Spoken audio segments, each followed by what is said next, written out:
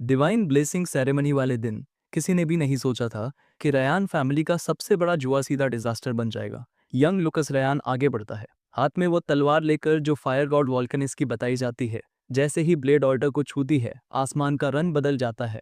भीड़ सांस रोक लेती है। सबको लगता है कि अब कोई जबरदस्त ब्लेसिंग आने वाली है, लेकिन इसके बजाय लुकस के चारों तरफ आग भड़क उठती है। उसकी सोल जल जाती है, तलवार राख बन जाती है और लुकस बेहोश होकर गिर पड़ता है। जूलिया रोने लगती है और उनका पिता जवाबों के लिए गिड़गिड़ाने लगता है। उसी वक्त किसी दूसरी दुनिया में हमारा बंदा, जिसने पहले ही अपने पिता को खो दिया है, लगातार लोगों के हाथों धक्के खा रहा होता है। फिर भी वो अपनी माँ और छोटी बहन के लिए जी रहा होता है। घर लौटते वक्त एक ट्रक उसे टक्कर मार देता है और उसे महसूस होता है कि उसकी चेतना धीरे धीरे खत्म हो रही है। सड़क पर खून बहता हुआ वो एक आखिरी ख्वाहिश मांगता है। अगर अगली जिंदगी मिली तो वो अपने हाथों से अपने प्यारे लोगों की हिफाजत करना चाहता है। उसकी आत्मा शरीर छोड़ देती है और लुकस के टूटे हुए शरीर में जाग उठती है। वोल्केनिस के डोमेन में फायर गॉड उसना माफी के काबिल तलवार पर भड़कता है। फिर वो ताना मारते हुए कहता है कि यह बाहर से आई आत्मा कचरा है और दोबारा जलाने के भी लायक नहीं। लेकिन मार्शल गॉड के डोमेन में स्पिरिट्स का रिएक्शन अलग होता है। वो लुकस को अपनी जिम्मेदारी मान लेते हैं और मार्शल गॉड की ब्लेसिंग को हथियार की तरह उसके अंदर झोंक देते हैं। वो हद से आगे चले जाते हैं, सबसे ऊंची ब्लेसिंग दे देते हैं और पुरानी लेवल लिमिट तक तोड़ देते हैं। लुकस होश में आता है। उसके दिमाग में दो जिंदगियां टकरा रही होती हैं। वो डर जाता है कि कहीं उसे भी देवताओं द्वारा छोड़ा हुआ बच्चा ना बना दिया जाए। तभी जूलिया भागती हुई आती है, उसे जोर से गले लगाती है और रोते हुए कहती है कि सब बोल रहे थे वो कभी नहीं जागेगा। लुकस उसके सिर पर हाथ फेरता है, अपनी सांसें संभालता है और चुपचाप एक कसम खाता है, क्योंकि उसे एक और मौका मिला है। वो हर हाल में अपनी कीमती चीजों की रक्षा करेगा। इसके लिए लुकस आसमान की तरफ देखता है और मार्शल गॉड को बताता है कि वो उसकी मदद पर भरोसा कर रहा है। एक डेमन जो कभी पत्थर की मूर्ति बना दी गई थी, अचानक जिंदा हो जाती है, क्योंकि उसे एहसास हो जाता है कि मार्शल गॉड अब इस दुनिया में एक्टिव नहीं है। उसके शरीर से खून टपकता है जब वो अपनी ताकत वापस पाने की कोशिश करती है और उसे समझ आता है कि उसके पास बस थोड़ी सी पावर बची है। फिर भी उसे कोई फर्क नहीं पड़ता, क्योंकि उसे पूरा यकीन है कि जब तक मार्शल गॉड एक्टिव नहीं है, ये दुनिया उसकी और उसके एमिसरीज की ही है। 9 साल बाद लुकस फैमिली एस्टेट में दिखाई देता है। वो अपनी बहन को ट्रेनिंग से लेने जा रहा होता है कि तभी उस पर अटैक होता है। अचानक एक थॉर्माइन उसे जकड़ लेती है। लुकस तुरंत समझ जाता है कि ऐसा करने वाला सिर्फ एक ही इंसान हो सकता है और वो है Jeremy. Jeremy Ryan. Ryan family का चौथा बेटा है। वो एक मैजिक स्टूडेंट है जिसे लेवल 5 ब्लेसिंग मिली है, यानी बेसिकली वो लुकस का हाफ ब्रदर है। यहाँ तक कि जेरमी का अटेंडेंट भी लुकस का मजाक उड़ाने लगता है। वो ताना मारता है कि अभी तक उसे घर से निकाला क्यों नहीं गया। जेरमी लुकस से कहता है कि वो बैकयार्ड में आना बंद करे, क्योंकि वो जगह सिर्फ मैजिक यूज करने वाले फैमिली मेंबर्स के लिए है। जेरमी उसे धमकी देता है कि वो उसकी कुछ हड्डियां तोड़ देगा, ताकि वो दोबारा बैकयार्ड में आने की हिम्मत ना करे।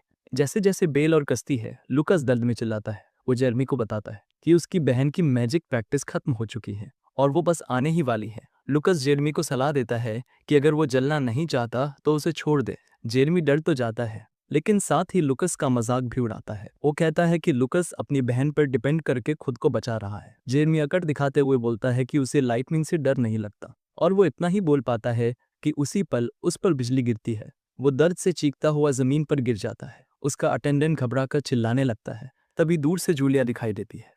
जूलिया अपना मैजिक स्टाफ आगे बढ़ाती है। वो जेरमी को चेतावनी देती है कि अगली बार उसने उसके भाई को बुली किया तो वो बिल्कुल नहीं रुकेगी। फिर जूलिया अपनी मैजिक से लुकस के शरीर से बेल हटा देती है। लुकस अपनी बहन के सिर पर हाथ फेरता है, उसे गुड जॉब कहता है। तभी जेरमी किसी तरह उठ खड़ा होता है। लुकस उसका मजाक उड़ाते हुए कहता है कि अभी सबक सीख ले, ताकि अगली बार उसे वही अंजाम ना भुगतना पड़े। जेरमी और उसका अटेंडेंट भाग जाते हैं, लेकिन जाते जाते जेरमी धमकी देता है कि वो इस बेइज्जती को याद रखेगा। लुकस मुस्कुराता है। वो जूलिया से कहता है कि उसने सच में हाथ रोका था, क्योंकि जेरमी में अभी भी भागने की ताकत बची है। उनके जाने के बाद जूलिया लुकस से पूछती है कि उसने खुद फाइट क्यों नहीं की, जबकि वो जानती है कि वो जेरमी को अकेले हरा सकता है। लुकस जूलिया को याद दिलाता है कि उसकी असली ताकत उन दोनों के बीच का राज है। फिर वो उसे छेड़ते हुए कहता है कि आगे चलकर वही उसकी रक्षा करेगी। जूलिया मुस्कुराते हुए इस बात पर हामी भर देती है। फिर लुकस बताता है कि 9 साल पहले उसके जागने वाले पहले दिन क्या हुआ था। उस दिन उसके पिता उससे मिलने आए थे। लुकस पहले ही डर चुका था कि शायद उम्मीदें तोड़ने की वजह से उसे घर से निकाल दिया जाएगा, लेकिन ऐसा नहीं हुआ। उसके पिता ने उसे गले लगाया और देवताओं का शुक्रिया अदा किया कि वो सुरक्षित जाग गया। पता चलता है कि होल एक नाइट ऑर्डर लीड करता है। वो ज्यादातर समय बाहर रहता है, इसीलिए वो घर पर बच्चों को ज्यादा समय नहीं दे पाता, लेकिन फिर भी वो एक अच्छा पिता है जो अपने बच्चों की गहरी फिक्र करता है। जब होल को पता चला कि लुकस ने मार्शल आर्ट्स ट्रेनिंग शुरू कर दी है, तो उसने तुरंत उसे एक चिट्ठी भेजी। उस लेटर में सारी जरूरी जानकारी भरी हुई थी। होल ने लुकस को बताया कि लाइब्रेरी में मार्शल आर्ट्स की पुरानी किताबें हैं और ये भी कहा कि वो उसके साथ है। इसी लेटर की वजह से लुकस ने एक बोल्ड प्लान बनाया। अगले 6 महीनों में लुकस ने अपने कमरे के नीचे खुदाई की और एक सीक्रेट ट्रेनिंग ग्राउंड बना लिया। अटेंडेंट्स को हमेशा यही लगता रहा कि वो गायब कहाँ हो जाता है। सबको लगा कोई अर्थ मैजिक प्रैक्टिस कर रहा है। उस बेसमेंट को 4 हिस्सों में बांटा गया था: study area, training area, storage area और एक जुगाड़ वाला बाथरूम, क्योंकि बाकी सब जगहों पर उसने सारा पैसा खर्च कर दिया था। बाथरूम में वो सिर्फ एक बाथटब बल्ब ही लगा पाया, जो सबसे एफिशिएंट ट्रेनिंग मेथड मानी जाती है। 3 सालों तक उसने लाइब्रेरी से मिली कायस टेम्परिंग आर्ट्स नाम की किताब पर ट्रेनिंग की। इसके चलते वो इतना ताकतवर हो गया कि लेवल 5 मैजिक अटैक्स भी उसका कुछ नहीं बिगाड़ पाए। उसे महसूस होता है कि उसकी डिफेंस अच्छी तरह शेप ले चुकी है और ऑफेंस के लिए लुकस अपने स्किल्स टेस्ट करने का फैसला करता है। वो अपनी तलवार निकालता है और बिजली जैसी स्पीड से ट्रेनिंग डमी पर कई बार करता है। फिर वो भाले के साथ ट्रेनिंग करता है और अपनी ओपी स्पीयर टेक्निक से डमी को पूरी तरह तोड़ देता है। यह साबित करता है कि वो पहले ही स्पीयर टेक्निक्स के लेवल्स तक पहुंच चुका है। इसके बाद वो अपनी फिस्ट टेक्निक्स की प्रैक्टिस करता है। 9 सालों में वो लगातार बेहतर होता गया, लेकिन उसके मन में एक चिंता थी। मार्शल आर्ट्स की किताबों के मुताबिक एक लेवल के बाद इंसान एक सीलिंग से टकराता है और इस लिमिट को तोड़ने का सिर्फ एक ही तरीका है: एनलाइटमेंट हासिल करना। लेकिन एनलाइटमेंट पाना बेहद मुश्किल होता है, इसलिए कई प्रैक्टिशनर्स ने हार मान ली। यही वजह है कि मार्शल आर्ट्स के प्रैक्टिशनर्स आज के समय में लगभग ना के बराबर हैं, जबकि असल में मार्शल आर्ट्स किसी भी तरह मैजिक से कम नहीं होनी चाहिए।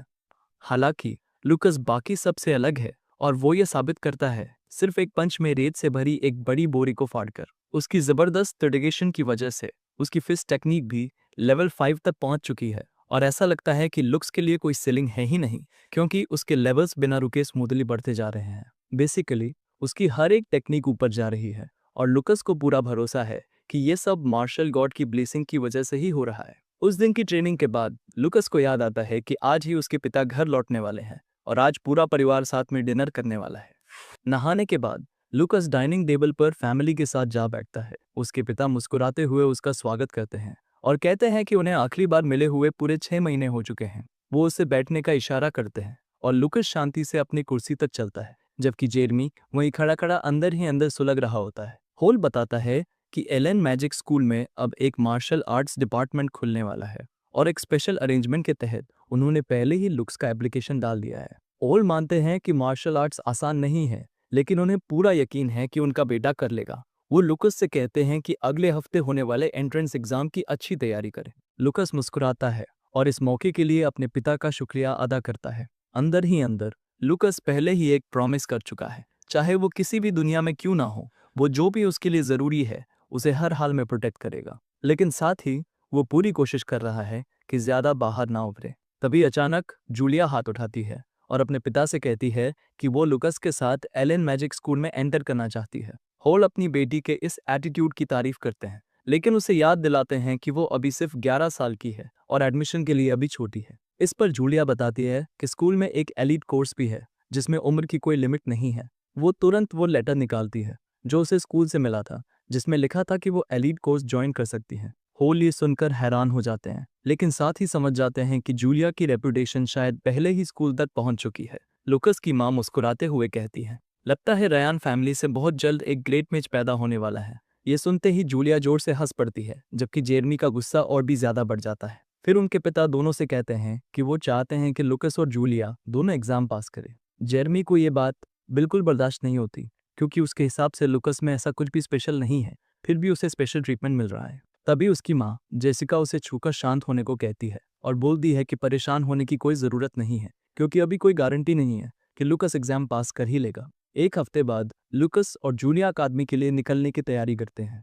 उनकी माँ लुकस से अपना ख्याल रखने को कहती है और भरोसा दिलाती है कि जब वो स्कूल में सेटल हो जाएगा तो वो उससे मिलने आएंगी। वो लुकस को एक लकी कॉइन भी देती है जो कभी उसके पिता ने उसे दिया था। असल में ये कॉइन मार्शल फॉर्चून डायनेस्टी का है, जिसने लगभग 10,000 साल पहले पूरी दुनिया को यूनिफाई किया था। ओल ने बताया था कि ये कॉइन उन्हें एक मैजिक बीस्ट को हराने के बाद मिला था। कॉइन के फ्रंट पर पहले एम्परर मार्स की तस्वीर बनी हुई है और बैक साइड पर वो हथियार उकेरे गए हैं, जिन्हें उसने कभी इस्तेमाल किया था। जब लुकस ने कॉइन की बैक साइड देखी तो उसे एहसास हुआ कि मार्स ही मार्शल स्पिरिट गॉड है। रवाना होते वक्त होल लुकस से कहते हैं कि वो ये कॉइन हमेशा अपने पास रखे। लुकस खुद को काफ़ी लकी मानता है क्योंकि उसे इस जिंदगी में भी और पिछली जिंदगी में भी एक अच्छी फैमिली मिली है। कुछ घंटों की यात्रा के बाद बटलर सुझाव देता है कि वो पास की एक खुली जगह पर कैंप करे क्योंकि सूरज अब ढलने वाला है। आराम करते हुए और खाना तैयार करते वक्त बटलर बताता है कि अगर वो अगली सुबह जल्दी निकले तो अगले दिन रात तक डेकटाउन पहुंच जाएंगे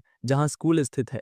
ये सुनकर जूलिया हैरान हो जाती है और पूछती है कि क्या डेकटाउन में कुछ इंटरेस्टिंग भी है। फोर्डन उसे बताता है कि वहां देखने लायक चीजें हैं क्योंकि डेकटाउन हर साल होने वाले मैजिकल डॉसबॉल टूर्नामेंट के लिए फेमस है। साथ ही वो ये भी बताता है कि ये टाउन एक गोरमिट टाउन के नाम से भी जाना जाता है। ये सुनते ही जूलिया के मुंह में पानी आ जाता है क्योंकि वो खुद को हर तरह का खाना खाते हुए इमेजिन करने लगती है। अचानक लुकस की सेंसेस एक्टिव हो जाती है और उसे एहसास होता है कि 2 किलोमीटर दूर से 12 घोड़े और 13 लोग तेजी से उनकी तरफ बढ़ रहे हैं। लुकस तुरंत पूछता है कि क्या इस इलाके में आमतौर पर बैंडिट्स दिखाई देते हैं। फोर्डन हाँ में जवाब देता है लेकिन कहता है कि उनसे टकराने की संभावना बहुत कम होती है। असल में केओस टेम्परिंग आर्ट्स की वजह से लुकस खतरे को पहले ही महसूस कर पा रहा है। उसकी सेंसस अब इतनी शार्प हो चुकी हैं कि उसे पूरा यकीन है वो कोई गलती नहीं कर रहा। वो हालात का एनालिसिस करता है और समझ जाता है कि दुश्मन उनकी तुलना में कहीं ज्यादा है, इसलिए उसे बहुत सोच समझ कर कदम उठाना होगा।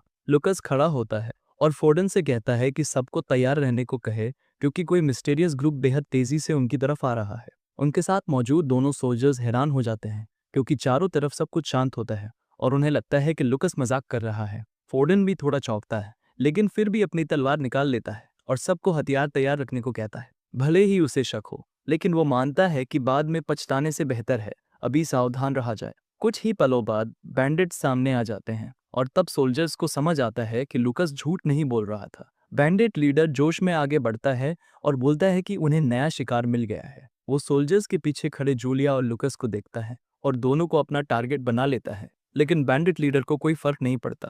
वो अपने लोगों से कहता है कि सोल्जर्स को मार दो और बच्चों को जिंदा छोड़ देना। फोर्डन और सोल्जर्स बैंडिट्स से भिड़ने के लिए तैयार हो जाते हैं। शुरुआत में सोल्जर्स बैंडिट्स के खिलाफ खुद को संभाल लेते हैं। फोर्डन एक बैंडिट का सिर भी काट देता है जो बच्चों के ज्यादा पास आ गया था। हालांकि जूलिया मदद करना चाहती थी लेकिन फोर्डन उसे लड़ाई से दूर रहने को कहता है। फोर्डन और सोल्जर्स मिलकर बैंडिट्स को पीछे धकेलते रहते हैं लेकिन किसी बड़े नुकसान से बचने के लिए फोर्डन लुकस से कहता है कि वो जूलिया को लेकर भाग जाए।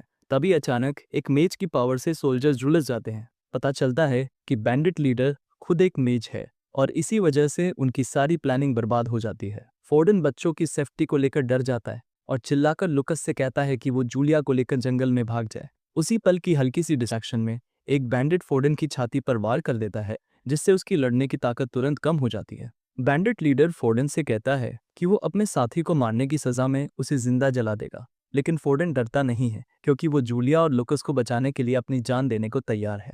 उधर लुकस समझ जाता है कि एक मेज के सामने फोर्डन के लिए जीतना नामुमकिन है। भले ही वो अपनी ताकत छुपाना चाहता था लेकिन उसे याद आता है कि उसके माता पिता के अलावा फोर्डन ही वो इंसान है जिसने उसके साथ सबसे अच्छा बर्ताव किया है। उसकी नज़र में फोर्डन अब फैमिली बन चुका है और फैमिली को मरते हुए वो चुपचाप नहीं देख सकता। लुकस जूलिया से कहता है कि वो छुप जाए और जूलिया उसकी बात मान लेती है। लुकस आगे बढ़ता है। भले ही फोर्डन दुश्मनों से घिरा हुआ है फिर भी वो किसी तरह खुद को संभाले हुए है लेकिन तभी उसकी ताकत जवाब दे जाती है और वो घुटनों के बल गिर पड़ता है। पीछे से एक बैंडिट आता है, तलवार उठाकर उसे भेदने ही वाला होता है और अगले ही पल उसका सिर हवा में उड़ जाता है। बैंडिट्स ये देखकर दंग रह जाते हैं और इससे पहले कि वो कुछ समझ पाते उनके कई और साथी तेज रफ्तार प्रोजेक्टाइल से सिर कटने के साथ जमीन पर गिरने लगते हैं। किसी को समझ नहीं आता कि ये अटैक कहाँ से आ रहा है और उन्हें पता भी नहीं चलता कि ये सब अकेले लुकस कर रहा है। लुकस खुश होता है कि उसने पहले ही गैस स्ट्राइक स्किल को लेवल 4 तक अपग्रेड कर लिया था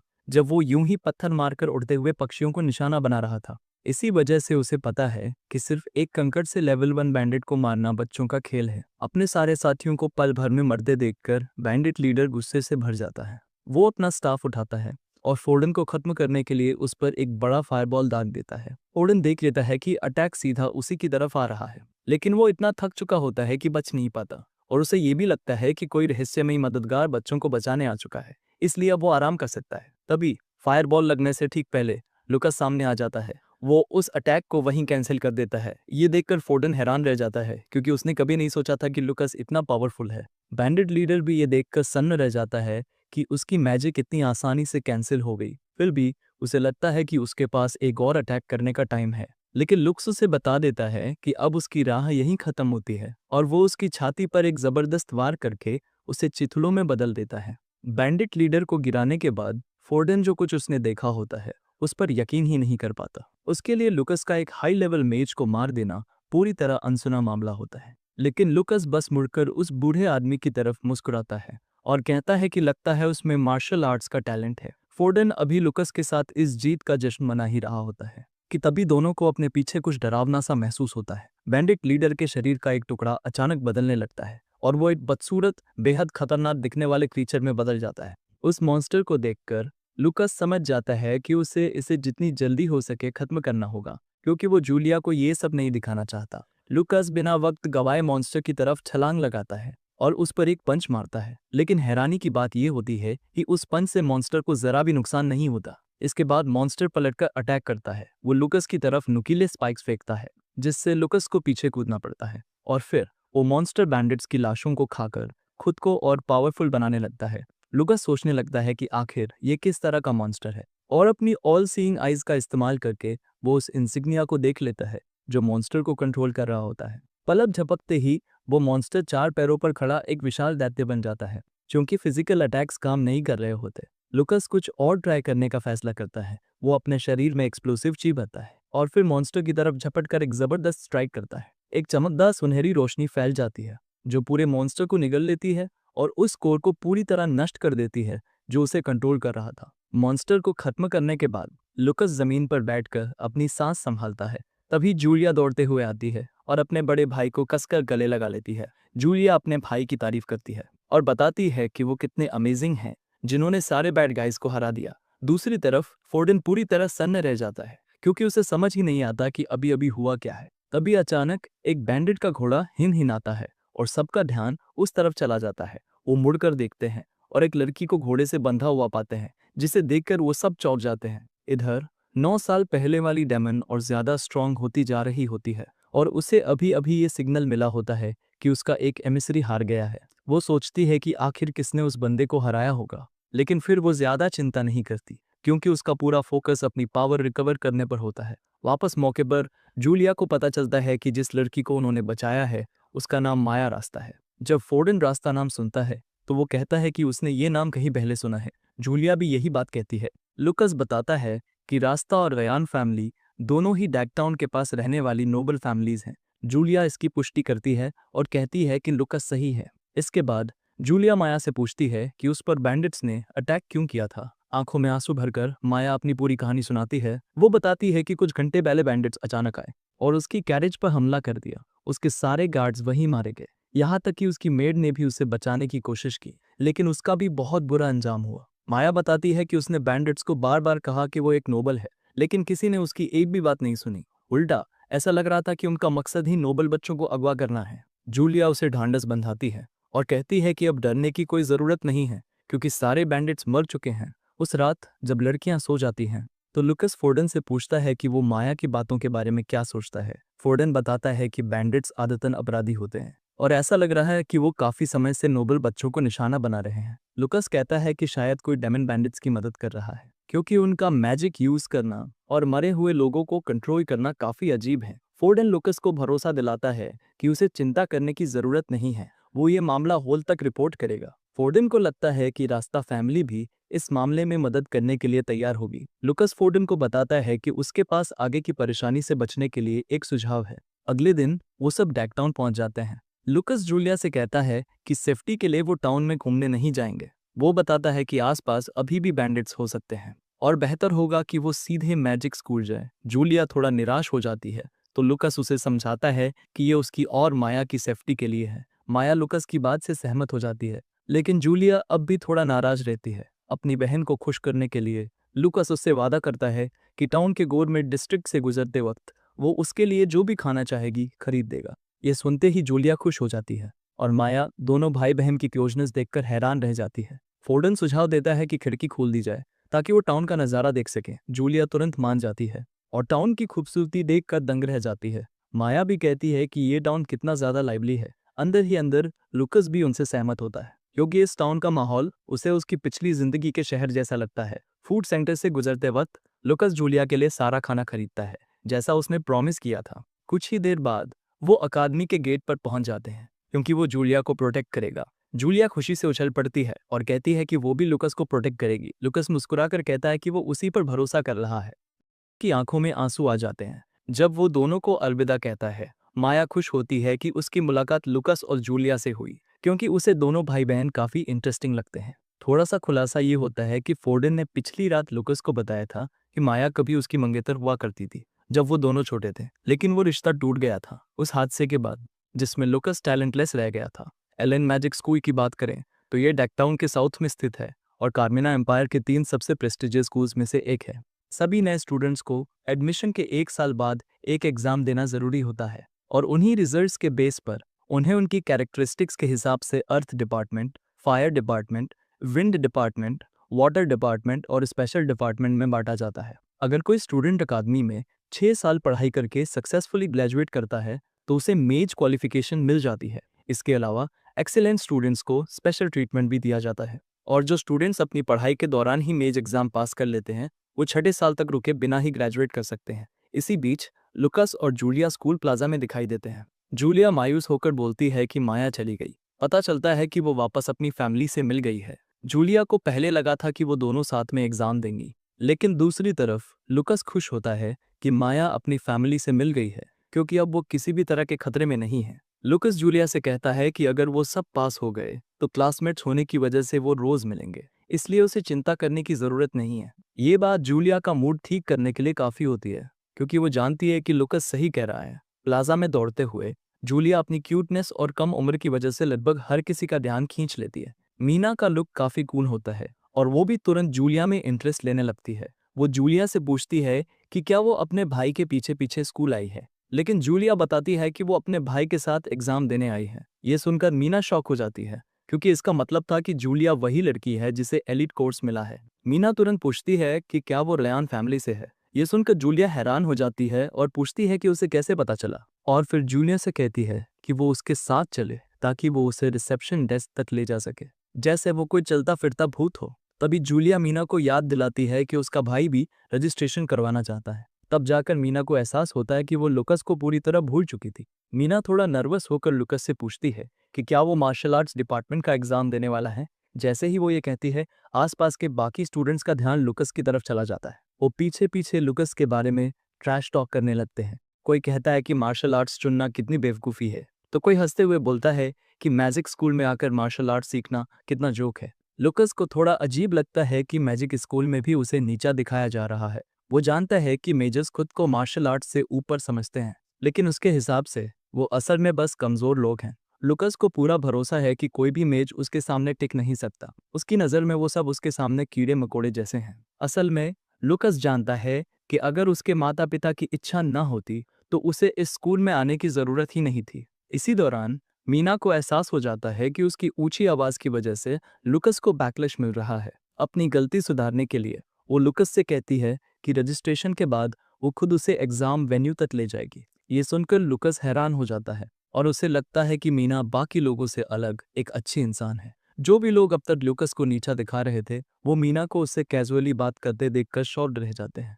थोड़ी देर बाद मीना उनसे रजिस्ट्रेशन फॉर्म्स लेती है और फिर उन्हें उनके एम्ब्लेम्स दे देती है। वो बताती है कि इनके अंदर ही उनका एग्जाम नंबर स्टोर है और एग्जाम वेन्यू में एंटर करते वक्त इसे पहनना जरूरी होगा। मीना बताती है कि कुल 3 टेस्ट आइटम्स होते हैं। पहला टेस्ट मैजिक लाइट से मैजिकल पोटेंशियल मापने का होता है। दूसरा टेस्ट कंपैटिबिलिटी टेस्ट होता है, जिसमें अलग अलग एट्रीब्यूट वाले स्पिरिट्स के जरिए ये देखा जाता है कि कौन सा एलिमेंट सूट करता है। और आखिरी टेस्ट डमी डॉल्स के साथ होता है, जिससे मैजिक डिस्ट्रक्टिव पावर मापी जाती है। लुकस पूछता है कि क्या मार्शल आर्ट्स एग्जाम देने वालों के लिए भी यही प्रोसेस है, लेकिन लुकस को लगता है कि अगर सच में फेयरनेस होती तो मार्शल आर्ट्स डिपार्टमेंट के लिए अलग टेस्ट बनाया जाता। फिर भी लुकस को कोई चिंता नहीं होती। वो सोचता है कि थोड़ा सा अपना पावर दिखाकर मार्शल आर्ट्स के खिलाफ लोगों की सोच तोड़ देगा। कुछ ही देर बाद वो पोटेंशियल मेजरमेंट एरिया में पहुंचते हैं। कैंडिडेट्स को मैजिक लाइट पर अपना हाथ रखना होता है। जब लुकस लाइट को छूता है तो उसका पोटेंशियल 0 दिखता है। ये देखकर एग्जामिनर तक शॉक्ड हो जाता है।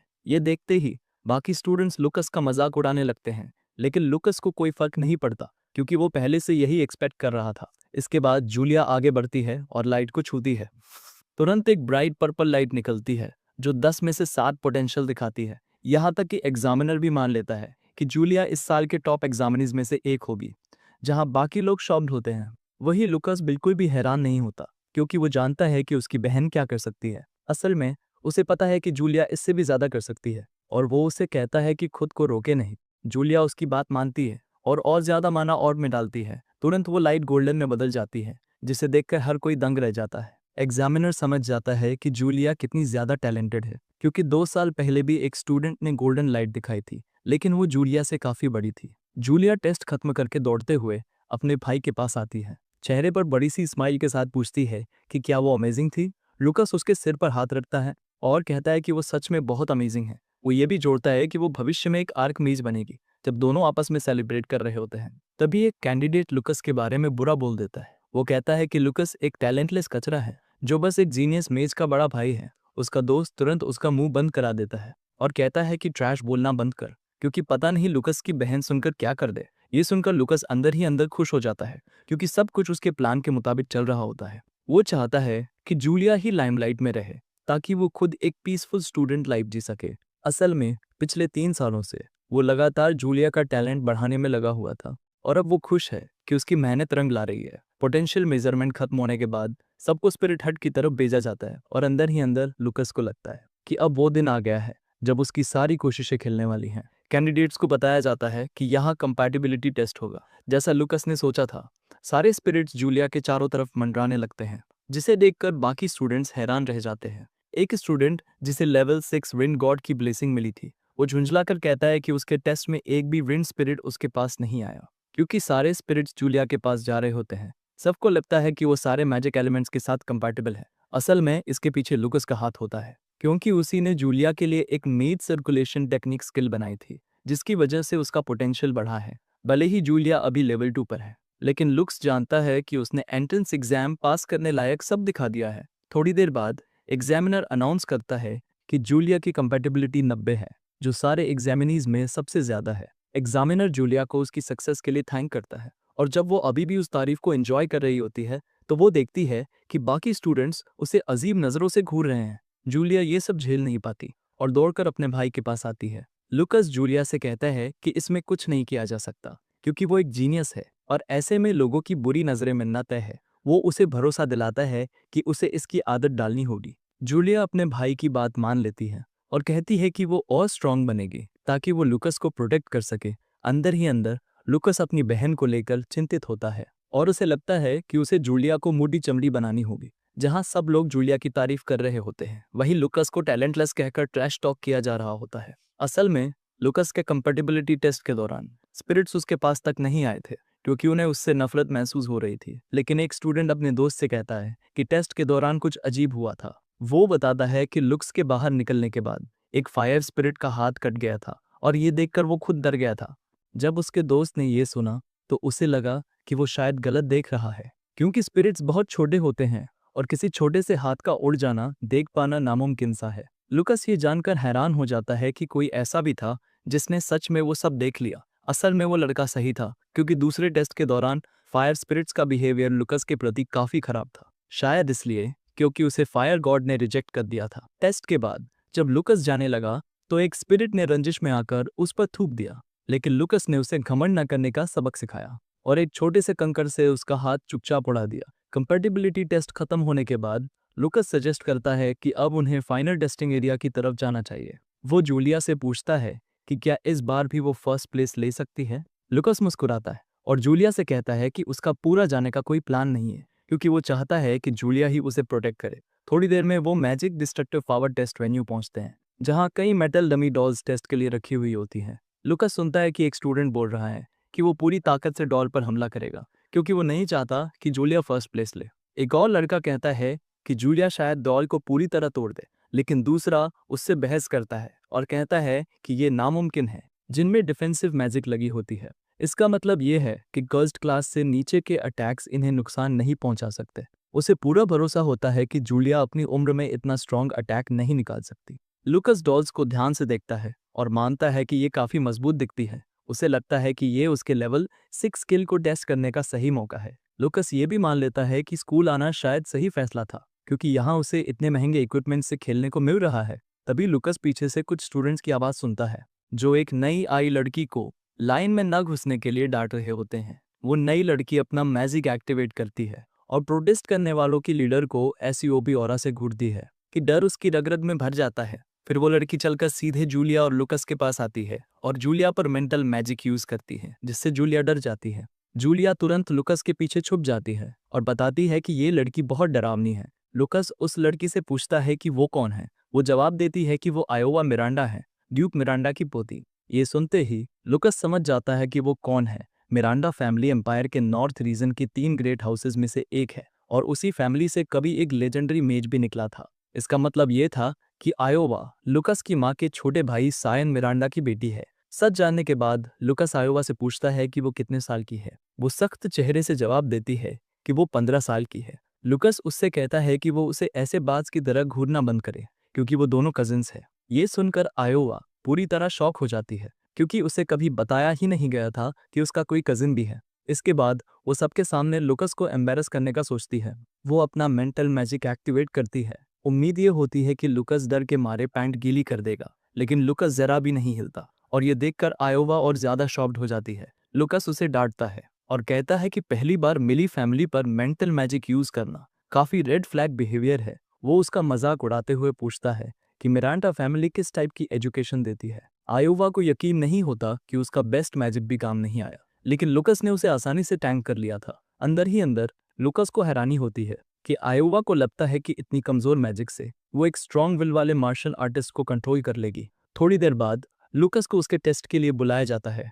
लुकस के जाने के बाद आयोवा जूलिया से कहती है कि ज्यादा घमंड ना करे, क्योंकि फर्स्ट प्लेस वो लेने वाली है। जब लुकस लीडर बोर्ड देखता है तो उसे पता चलता है कि आयोवा सेकंड प्लेस पर है, यानी वो जूलिया से फर्स्ट प्लेस छीनने आई है। लुकस समझ जाता है कि उसे बीच में दखल देना पड़ेगा, क्योंकि वो अपनी पीसफुल लाइफ चाहता है और जूलिया को फर्स्ट प्लेस हारने नहीं दे सकता। लुकस वापस जूलिया के पास जाता है और उसे जो वो कैंडी बता कर देता है। जूलिया खुशी खुशी उसे ले लेती है, ये सोचकर कि वो मीठी होगी, लेकिन असल में वो एक मेडिसिनल पिल होती है जो बेहद कड़वी होती है। लुकस जूलिया के सिर पर हाथ रखता है और बताता है कि ये एक स्पेशल मैजिक मेडिसिन है जो रेयर इंग्रेडिएंट्स से बनी है और वो जल्द ही इसका असर समझ जाएगी। तभी एग्जामिनर फिर से लुकस को बुलाता है और उसे टेस्ट एरिना में आने को कहता है। एरिना में पहुंचकर एग्जामिनर लुकस से कहता है कि वो अपनी पूरी मैजिक पावर से डॉल पर अटैक करे, ताकि उसका फाइनल ग्रेड तय किया जा सके।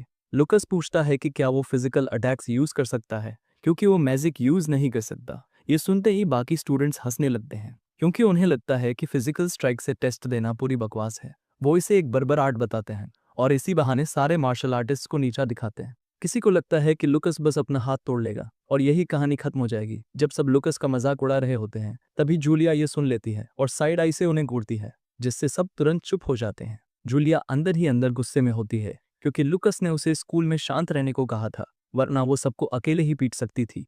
तभी आयोवा जूलिया से पूछती है कि क्या ये सच है कि लुकस मैजिक यूज नहीं कर सकता, क्योंकि उसे यकीन नहीं होता कि बिना मैजिक वाला कोई उसके मेंटल मैजिक को ब्लॉक कर सकता है। जूलिया कहती है कि उसका भाई सच में मैजिक यूज नहीं कर सकता, लेकिन फिर भी वो बहुत अमेजिंग है। फिर भी आयोवा को लगता है कि जूलिया को उसके भाई ने बेवकूफ बनाया है, क्योंकि उसके हिसाब से कोई भी मार्शल आर्टिस्ट कुछ इंप्रेसिव नहीं कर सकता। अचानक टेस्ट एरिया में एक जोरदार धमाका होता है और वहां मौजूद हर कोई शॉक्ड रह जाता है, ये सोचकर कि अभी हुआ क्या। 2 मिनट पहले एग्जामिनर ने लुकस से कहा था कि अटैक का तरीका मायने नहीं रखता। लुकस इसे मान लेता है और समझ जाता है कि उसके पास डमी से निपटने के लिए काफी पावर है। लुकस पोजीशन लेता है और डमी की तरफ दौड़ता है, एक जबरदस्त पंच मारता है जो उसे दूर जा फेंकता है। डमी दीवार से टकराती है और उसके सिर पर गोल्डन लाइट चमक उठती है। ये देखकर आयोवा पूरी तरह शॉक्ड हो जाती है, क्योंकि लुक्स की speed high rank wind magic के बराबर थी। साथ ही डमी का गोल्डन ग्लो दिखाता है कि अटैक कर्स्ड क्लास पावर का था। वहां खड़े बाकी कैंडिडेट्स भी यकीन नहीं कर पाते, क्योंकि कोई टैलेंटलेस बंदा डमी को नुकसान पहुंचा दे, ये नामुमकिन लगता है। तभी आयोवा को एहसास होता है कि लुकस की असली ताकत सिर्फ उसी ने नोटिस की है। उसे ये भी समझ आता है कि लुकस जानबूझकर अपनी ताकत छुपा रहा है, क्योंकि वो जरा भी शेखी नहीं बघार रहा। एग्जामिनर को लगता है कि डमी में कुछ गड़बड़ हुई है, फिर भी वो लुकस को परफेक्ट स्कोर देने का फैसला करता है। लुकस उसका शुक्रिया अदा करता है और पूछता है कि गिरी हुई डमी को कहाँ रखना है। एग्जामिनर कहता है कि इसकी चिंता करने की जरूरत नहीं है क्योंकि ये बहुत भारी है और इसे मैजिक से हटा लिया जाएगा। लुकस स्क्रीन के जरिए अपनी बहन को पीस साइन दिखाता है क्योंकि उसने अपनी ताकत छुपाकर भी इतना स्कोर ले लिया था जो अकादमी में एडमिशन के लिए काफी था। जैसे जैसे एग्जाम आगे बढ़ता है सब लोग लुकस की ताकत भूल जाते हैं और जूलिया के ओपी टैलेंट पर फोकस करने लगते हैं। जब जूलिया आगे बढ़कर अपनी पावर दिखाती है तो वो रेड लाइटनिंग रिलीज करती है जो गोल्ड थंडर के बाद दूसरी सबसे स्ट्रांग होती है। ये देखकर सारे स्टूडेंट्स इंप्रेस हो जाते हैं और कोई तो ये तक कह देता है कि काश वो ग्रेजुएट होने से पहले जूलिया के लेवल तक पहुंच पाता। अपनी एक्स्ट्रॉर्डिनरी पावर दिखाने के बाद जूलिया खुद भी हैरान होकर बैठ जाती है। जब उसका रिजल्ट अनाउंस होता है तो एग्जामिनर बताता है कि उसने 9.5 स्कोर किया है। जब जूलिया अपने भाई के पास आती है तो वो रेड लाइटनिंग के बारे में बात करती है और बताती है कि पहले वो सिर्फ पर्पल लाइटनिंग ही बना पाती थी चाहे वो पूरी ताकत ही क्यों ना लगा ले। जूलिया रेड लाइटनिंग कितनी ज्यादा फियरस है इसके बारे में बात करती है और उसे पता भी नहीं होता कि थोड़ी देर पहले लुकस ने जो पिल उसे दी थी उसी की वजह से उसकी ताकत बूस्ट हुई है। लेकिन लुकस जानबूझकर उसे इसके बारे में कुछ नहीं बताता। असल में इस दुनिया में मेजर्स और मार्शल आर्टिस्ट्स दोनों के पास अपनी अपनी फार्मास्यूटिकल स्किल्स होती है।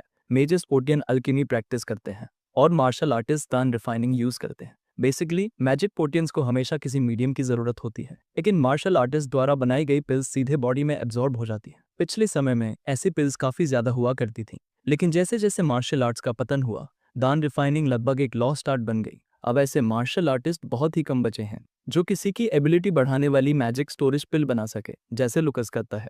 इसकी वजह यह है कि ऐसी पिल बनाने के लिए एक मार्शल आर्टिस्ट को कम से कम लेवल 6 तक पहुंचना पड़ता है। पूरे एम्पायर में लुकस के अलावा सिर्फ एक ही और इंसान है जो ऐसी पिल बना सकता है और वो है एकमात्र लेवल 9 मार्शल आर्टिस्ट ड्यूक रेटुजान जो मार्शल अफेयर्स का मिनिस्टर है। हालात ये हैं कि सबसे बड़े मैजेस भी मैजिक पिल्स के लिए रेटुजान के सामने सिर झुकाकर भीख मांगते हैं और अगर किसी को पता चल गया कि लुकस भी ऐसी पिल बना सकता है तो जबरदस्त बवाल मच जाएगा। इसीलिए ये बात सीक्रेट रहनी बहुत जरूरी है। थोड़ी देर बाद लुकस और जूलिया एक बेंच पर बैठकर आराम करते हैं। लुकस उसे बताता है कि क्लास असाइनमेंट्स के बाद जब वो डॉन्स में जाएंगे तब उसे अच्छे से आराम मिल जाएगा। तभी मीना वहां आती है। लुकस उससे पूछता है कि वो यहाँ क्या कर रही है। मीना बताती है कि वो क्लास असाइनमेंट्स पोस्ट करने आई है और दोनों को बधाई देती है क्योंकि जूलिया एलिट क्लास में फर्स्ट आई है और लुकस मार्शल आर्ट्स क्लास में फर्स्ट आया है। ये सुनते ही जूलिया जोर जोर से सेलिब्रेट करने लगती है और लुकस भी उसे बधाई देता है। साथ ही कहता है कि आगे वो उसी पर भरोसा करने वाला है। इसके बाद मीना जूलिया से पूछती है कि क्या उसने अगले साल के लिए कोई डिपार्टमेंट सोचा है। ये सवाल जूलिया को थोड़ा कंफ्यूज कर देता है तो मीना उसे समझाती है कि 5 डिपार्टमेंट होते हैं, अर्थ, फायर, विंड, वाटर और स्पेशल। मीना बताती है कि 1 साल बाद एक और टेस्ट के बेस पर सबको किसी एक डिपार्टमेंट में डाला जाता है। जूलिया थोड़ा सोचती है और कहती है कि अपने एट्रीब्यूट के हिसाब से उसके लिए विंड डिपार्टमेंट बेस्ट रहेगा। मीना एक्साइटेड होकर उससे सहमत हो जाती है क्योंकि जूलिया को थंडर गॉड की ब्लेसिंग मिली है। मीना जूलिया को पकड़कर खुशी से हिलाने लगती है और कहती है कि वो विंड डिपार्टमेंट में उसका इंतजार करेगी। लुकस ये देखकर हैरान हो जाता है कि डिपार्टमेंट्स अभी से जूलिया को हासिल करने की कोशिश कर रहे हैं क्योंकि वो टॉप टैलेंट है। इसके बाद मीना ऑफर करती है कि वो जूलिया को गर्ल्स डॉर्म तक छोड़ देगी। जूलिया अपने भाई को अलविदा कहती है और बोलती है कि बाद में मिलेंगे। लुकस हाथ हिलाकर उसे विदा करता है और मीना से कहता है कि वो जूलिया का ध्यान रखें।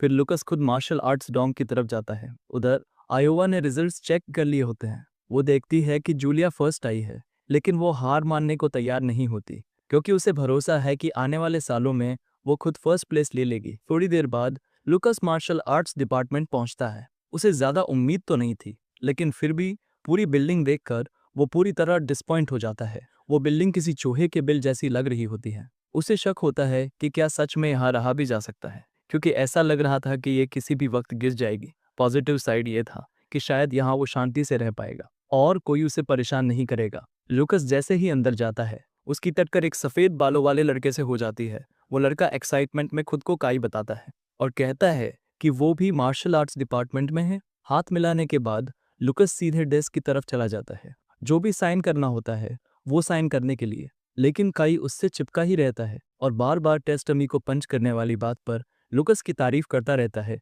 लुकस विनम्र बनते हुए कहता है कि उसमें कुछ खास नहीं था, वो बस किस्मत से हो गया। तभी अटेंडेंट बताता है कि दोनों को रूम 205 में रहना है, यानी काई और लुकस रूममेट्स बनने वाले हैं। काई इस पूरे एक्सपीरियंस को लेकर काफी एक्साइटेड होता है लेकिन लुक्स पहले से ही परेशान हो जाता है। जब वो लॉबी से गुजरते हैं तो उन्हें एहसास होता है कि हालात उनकी सोच से भी बदतर हैं। आखिरकार वो अपने रूम में पहुंचते हैं और पता चलता है कि उनके साथ 2 और लड़के रहेंगे, कॉलिंस और शार्प। जैसे ये कम था, पूरा कमरा ऐसा लगता है मानो पहले यहाँ कोई सुअर रहता हो। काई नाक पकड़ लेता है और दीवार से लटकती मकड़ी देखकर लगभग बेहोश ही हो जाता है। सब कुछ देखकर झुंझलाया हुआ काई एक गोल्ड कॉइन निकालता है और बोलता है कि जो भी कमरा साफ करेगा उसे ये कॉइन मिलेगा। हैरानी की बात यह होती है कि कॉलिंस और शार्प बिना देर किए कमरा साफ करने के लिए तैयार हो जाते हैं। लुकस को इसमें कोई हैरानी नहीं होती क्योंकि कॉलिंस और शार्प कॉमनर्स हैं और ये पैसा उनके लिए काफी मायने रखता है। पता चलता है कि टोरॉय फैमिली भी एम्पायर के नॉर्थ की 3 ग्रेट नोबल हाउसेज में से एक है। जब कॉलिंस और शार्प सफाई में लगे होते हैं, काई अपनी भड़ास निकालता रहता है और बोलता है कि उसने ऐसी गंदी जगह में रहने के लिए साइन अप नहीं किया था। लुकस उसे शांत करने की कोशिश करता है और कहता है कि स्कूल की रेपुटेशन को देखते हुए हालात धीरे धीरे बेहतर हो जाएंगे। काई उससे सहमत हो जाता है, लेकिन जैसे ही वो रिलैक्स करने लगता है, एक और मकड़ी उसके पास दिख जाती है। काई लड़की की तरह चिल्ला देता है और बोलता है कि ये डॉन तो जेल से भी बदतर है। थोड़ी देर बाद कॉलिंस और शार्प कमरा साफ कर देते हैं। काई अपने वादे के मुताबिक उन्हें पैसा दे देता है, यहाँ तक कि लुकस को भी उसका हिस्सा मिल जाता है। और भले ही काई थोड़ा अरोगेंट हो, लेकिन उसे मानना पड़ता है कि वो काफी जनरलस है। तभी अटेंडेंट आता है और उन्हें यूनिफॉर्म्स देता है, साथ ही कहता है कि जल्दी से यूनिफॉर्म पहन ले क्योंकि हॉल में एंट्रेंस सेरेमनी होने वाली है। कॉलिंस और शार्प शिकायत भी नहीं कर पाते क्योंकि उन्हें तो वो यूनिफॉर्म अच्छी लगती है। लुकस काई से कहता है कि स्कूल में स्टूडेंट रिक्वेस्ट सिस्टम होता है और अगर वो वहाँ बेहतर ट्रीटमेंट की डिमांड करे तो शायद यूनिफॉर्म बदली जा सकती है। ये सुनते ही काई कहता है कि चलो जल्दी हॉल चलते हैं ताकि शिकायत की जा सके।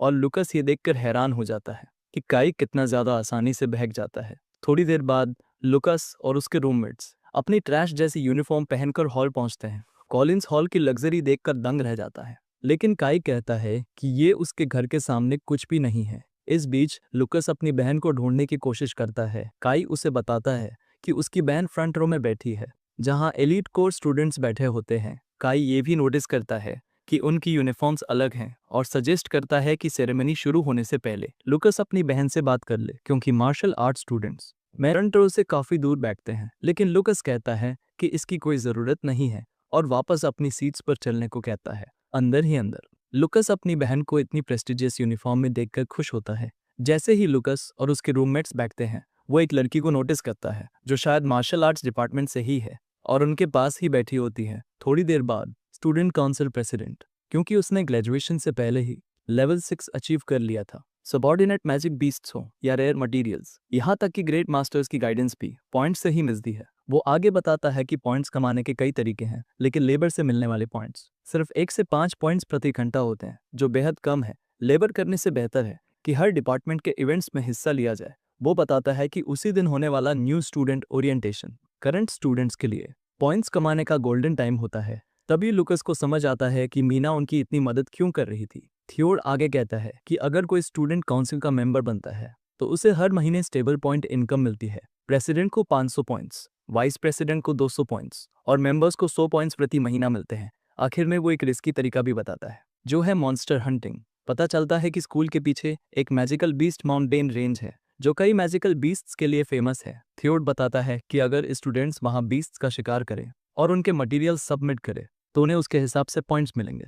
जब लुकस ये सुनता है तो उसे तुरंत इंटरेस्ट आ जाता है क्योंकि उसके हिसाब से ये जगह खास तौर पर उसके लिए बनाई गई एक ट्रेनिंग ग्राउंड जैसी है। कुछ घंटे बाद लुकस अपने कमरे से चुपचाप बाहर निकलने में कामयाब हो जाता है। ये सब हो पाता है उस ट्रैंक्विलिटी इंसेंस की वजह से जो उसने कमरे में जलाई थी, जिससे उसके रूममेट्स गहरी नींद में सो जाते हैं। मैजिकल बीस्ट माउंटेन रेंज जाने को लेकर लुकस काफी एक्साइटेड होता है। जब वो स्कूल के पीछे पहुंचता है तो उसके सामने एक ऊंची दीवार आ जाती है, लेकिन ये दीवार लुकस को रोकने के लिए काफी नहीं होती। वो आसानी से उसे कूदकर पार कर जाता है और चेहरे पर एक्साइटमेंट लिए मैजिकल फॉरेस्ट में उतर जाता है। सबसे पहला मॉन्स्टर जो उसे मिलता है वो होता है एक हॉर्न फ्रॉग। लुकस पहले उसके साथ खेलता है और फिर आसानी से उसका हॉर्न उखाड़ देता है, जिससे वो पूरी तरह बेकार हो जाता है। जहरीले ब्लैक हॉर्न फ्रॉग के हॉर्न्स आमतौर पर मैजिक पोटियंस बनाने में यूज होते हैं और लुकस को लगता है कि इससे उसे अच्छे खासे पॉइंट्स मिलेंगे। लुकस को पता चलता है कि स्कूल के पास लेजेंडरी मार्शल आर्ट्स मैनुअल्स का कलेक्शन है, इसीलिए उसे पॉइंट्स कमाने की जरूरत है ताकि वो स्किल्स हासिल कर सके जिन्हें कभी मार्शल गॉड यूज करता था। क्योंकि उसके पास ज्यादा समय नहीं है, लुकस जल्दी से आसपास के मैजिकल बीस्ट की लोकेशन चेक करता है और अपनी ओपी आंखों से वो सभी मॉन्स्टर्स की पोजीशन पहचान लेता है। आसपास लेवल 1 शेल माउस घूम रहे होते हैं, लेवल 2 वन आइड बैट्स होते हैं और लेवल 3 मैजिक क्लेस्ट लेपर्ड भी। लेकिन इनमें से कोई भी लुकस के लिए खतरा नहीं होता। वो सबको आसानी से कुचल देता है। जितने भी मॉन्स्टर्स उससे मिलते हैं वो सब एक ही बार में ढेर हो जाते हैं और बहुत ही कम समय में। लुकस एक बड़ा सा हॉल इकट्ठा कर लेता है। उसे पूरा भरोसा होता है कि वो इन मटेरियल्स को एक्सचेंज करके पॉइंट्स हासिल कर लेगा और दान रिफाइनिंग के लिए इंग्रेडिएंट्स ले सकेगा। फिर भी लुकस को अंदर से सेटिस्फैक्शन नहीं मिलती, क्योंकि पूरा इलाका अजीब तरह से शांत होता है। साथ ही मैजिकल बिस्ट्स के निशान भी बहुत कम होते हैं। इससे लुकस को शक होता है कि कहीं यहाँ कोई बहुत पावरफुल मैजिकल बीस्ट तो नहीं रहता। लुकस अपनी शार्प सेंसस यूज करता है और जल्दी ही उसे एक बीस्ट एक गुफा के अंदर छुपा हुआ मिल जाता है। उसी वक्त वो बीस्ट भी लुकस को लॉक कर लेता है, लेकिन लुकस को कोई फर्क नहीं पड़ता। वो सीधे 1 किलोमीटर दूर उस गुफा की तरफ दौड़ पड़ता है। वहां पहुंचकर उसे पता चलता है कि वो बीस्ट एक लेवल 6 आइसफायर वुल्फ है और दिखने में काफी खतरनाक लगता है। अब लुकस समझ जाता है कि उस बीस्ट का टेरिटोरियल नेचर इतना स्ट्रांग क्यों है, क्योंकि वो एक वुल्फ है। लेकिन लुक्स खुद एक बैटल मैनिएक है। वो एक सेकंड भी बर्बाद नहीं करता और सीधे वुल्फ की तरफ झपट पड़ता है। वुल्फ भी बीच में ही उससे टकराता है और एक आइस ब्लेड छोड़ता है, जिससे लुक्स का दाहिना हाथ जम जाता है। हैरानी की बात यह होती है कि इतना होने के बाद भी लुक्स नहीं रुकता। वो वुल्फ के जबड़े पर जबरदस्त पंच मारता है, जिससे वुल्फ दूर जा उड़ता है। लुकस खुद से थोड़ा निराश होता है, क्योंकि वो वुल्फ को सिर्फ उड़ा पाया, उसके शरीर में छेद नहीं कर पाया। प्लेनिंग के लिए एक्साइटेड लुकस वुल्फ से कहता है कि वापस उठ खड़ा हो, क्योंकि उसे पूरा यकीन है कि ये अभी खत्म नहीं हुआ। वुल्फ उठता है और इस बार एक जबरदस्त फ्लेम ब्रेथ छोड़ता है, जो लुकस को पूरी तरह आग में ढक देता है। वुल्फ कुछ मिनट तक फ्लेम ब्रेथ बनाए रखता है ताकि पक्का हो जाए कि लुकस मर चुका है। जब वुल्फ को लगता है कि काम हो गया, तो वो जीत की हुआन भरने के लिए सिर उठाता है, लेकिन उसी पल लुकस उसके पीछे खड़ा मिल जाता है। वुल्फ को समझ आने से पहले ही लुकस उसके करीब पहुंच चुका होता है और ची से भरा एक जबरदस्त पंच सीधे उसके शरीर में ठोक देता है। ये पंच इतना ताकतवर होता है कि वुल्फ के मुंह से खून निकल आता है और वो फिर से दूर जा गिरता है। वुल्फ बीट के बल गिरा रहता है और लुकस उसकी तारीफ करता है कि वो फायर और आइस जैसे उल्टे एट्रीब्यूट्स को इतनी सफाई से यूज कर पा रहा है। लेकिन वुल्फ की नजर में उसके सामने खड़ा लुकस किसी हॉरर मॉन्स्टर से कम नहीं होता। फिर भी वुल्फ हार नहीं मानता। वो फायर और आइस को मिलाकर वाटर वेपर बनाने की कोशिश करता है, लेकिन लुकस इसे भी आसानी से डिस्पेल कर देता है। ये देखकर वुल्फ भागने की कोशिश करता है, लेकिन लुकस उसका पीछा करता है। लुकस उसकी पूंछ पकड़ लेता है और उसे पूरा वी स्मैकडाउन दे देता है। भले ही वो एक बड़े मैजिकल बीस्ट से लड़ रहा हो, लुकस को जरा भी खतरा महसूस नहीं होता, बल्कि वो और ज्यादा एक्सेलरेटेड महसूस करता है। लुकस पहले से ही वुल्फ को पॉइंट्स का बड़ा पैकेज मान चुका होता है, लेकिन तभी वुल्फ एक जबरदस्त वेव ब्लास्ट से लुकस को दीवार में दे मारता है। खुद को ऊपर समझते हुए वुल्फ फिर से फ्लेम ब्रेथ छोड़ता है, लेकिन लुकस आसानी से फ्लेम को डॉज करता है और सीधे वुल्फ की तरफ छलांग लगाता है। वुल्फ दूरी बनाए रखने के लिए एक और फ्लेम ब्लास्ट छोड़ता है। इस बार लुकस आग के बीच से ही आगे बढ़ जाता है और वुल्फ के करीब पहुंच जाता है। लुकस एक ऐसा पंच मारता है, वो ही टूट जाती है और एक जबरदस्त शॉकवेव निकलती है, तो उसकी मौत तय है। आखिरकार वो अपनी आखिरी चाल अपनाता है और हाथ उठाकर सरेंडर कर देता है। वुल्फ लुकस के सामने झुकता है और एक नीला और लाल कोर बाहर निकालता है। लुकस हैरान रह जाता है, क्योंकि इस दुनिया में कुछ मैजिकल बीस्ट्स कोर के साथ पैदा होते हैं। ये कोर एक रेयर मैजिक मटेरियल होता है और बीस्ट की पूरी जिंदगी की पावर का सोर्स होता है। लेकिन अगर उस कोर पर इंसानी खून की एक बूंद भी गिर जाए, तो वो बीस्ट उस इंसान का सबऑर्डिनेट बन जाता है। वुल्फ का कोर निकालना ये दिखाता है कि वो खुद लुक्स का सबऑर्डिनेट बनना चाहता है, क्योंकि वुल्फ ने खुद को सरेंडर कर दिया था। लुकस उसे अपना सबऑर्डिनेट स्वीकार कर लेता है। लुकस इसे एक रेयर फाइंड मानता है, क्योंकि मैजेस के बीच भी लेवल 6 सबऑर्डिनेट मैजिकल बीस्ट बहुत कम होते हैं। हालांकि लुकस को लगता है कि वुल्फ बहुत ज्यादा इंटेलिजेंट नहीं है, क्योंकि पावरफुल बीस्ट्स आमतौर पर बहुत प्राउड होते हैं और इंसानों के आगे झुकते नहीं, जैसा वुल्फ चाहता था। लुकस अपना खून काटता है और उसे कोर के साथ मिलाता है, जिससे एक तेज रोशनी फैल जाती है। सब शांत होने के बाद वुल्फ कोर को फिर से निगल लेता है। अचानक लुकस किसी को मास्टर कहते हुए सुनता है और वो कंफ्यूज हो जाता है। तभी वुल्फ बताता है कि वही उससे बात कर रहा है। अब लुकस को समझ आता है कि वो वुल्फ की बातें समझ पा रहा है। लुकस वुल्फ पर गर्व करता है और उसका नाम रखता है उरू। अब जब वो उरू का मास्टर बन चुका है, लुकस सोचता है कि क्या पूरा टेरिटरी भी उसकी हो गई है। उरू उसे गुफा के अंदर अपने खजाने की तरफ ले जाता है। लुकस वहां पहुंचकर देखता है कि वहां फर से लेकर हड्डियां और जेमस्टोन्स तक पड़े होते हैं। ये देखकर लुकस के मुंह से लार टपकने लगती है, क्योंकि वो सीधा एक ट्रेजर ट्रोव पर पहुंच चुका होता है। तभी उरू बताता है कि ये असली ट्रेजर ट्रोव नहीं है। फिर वो लुकस को असली खजाना दिखाता है, जहां लेवल 3 बीस्ट कोर्स भरे होते हैं और यहाँ तक कि 2 लेवल 6 स्कोर भी होते हैं। उरू बताता है कि लेवल अप करने के लिए उसने वाटर और फायर एट्रीब्यूट वाले 20 कोर्स खाए थे।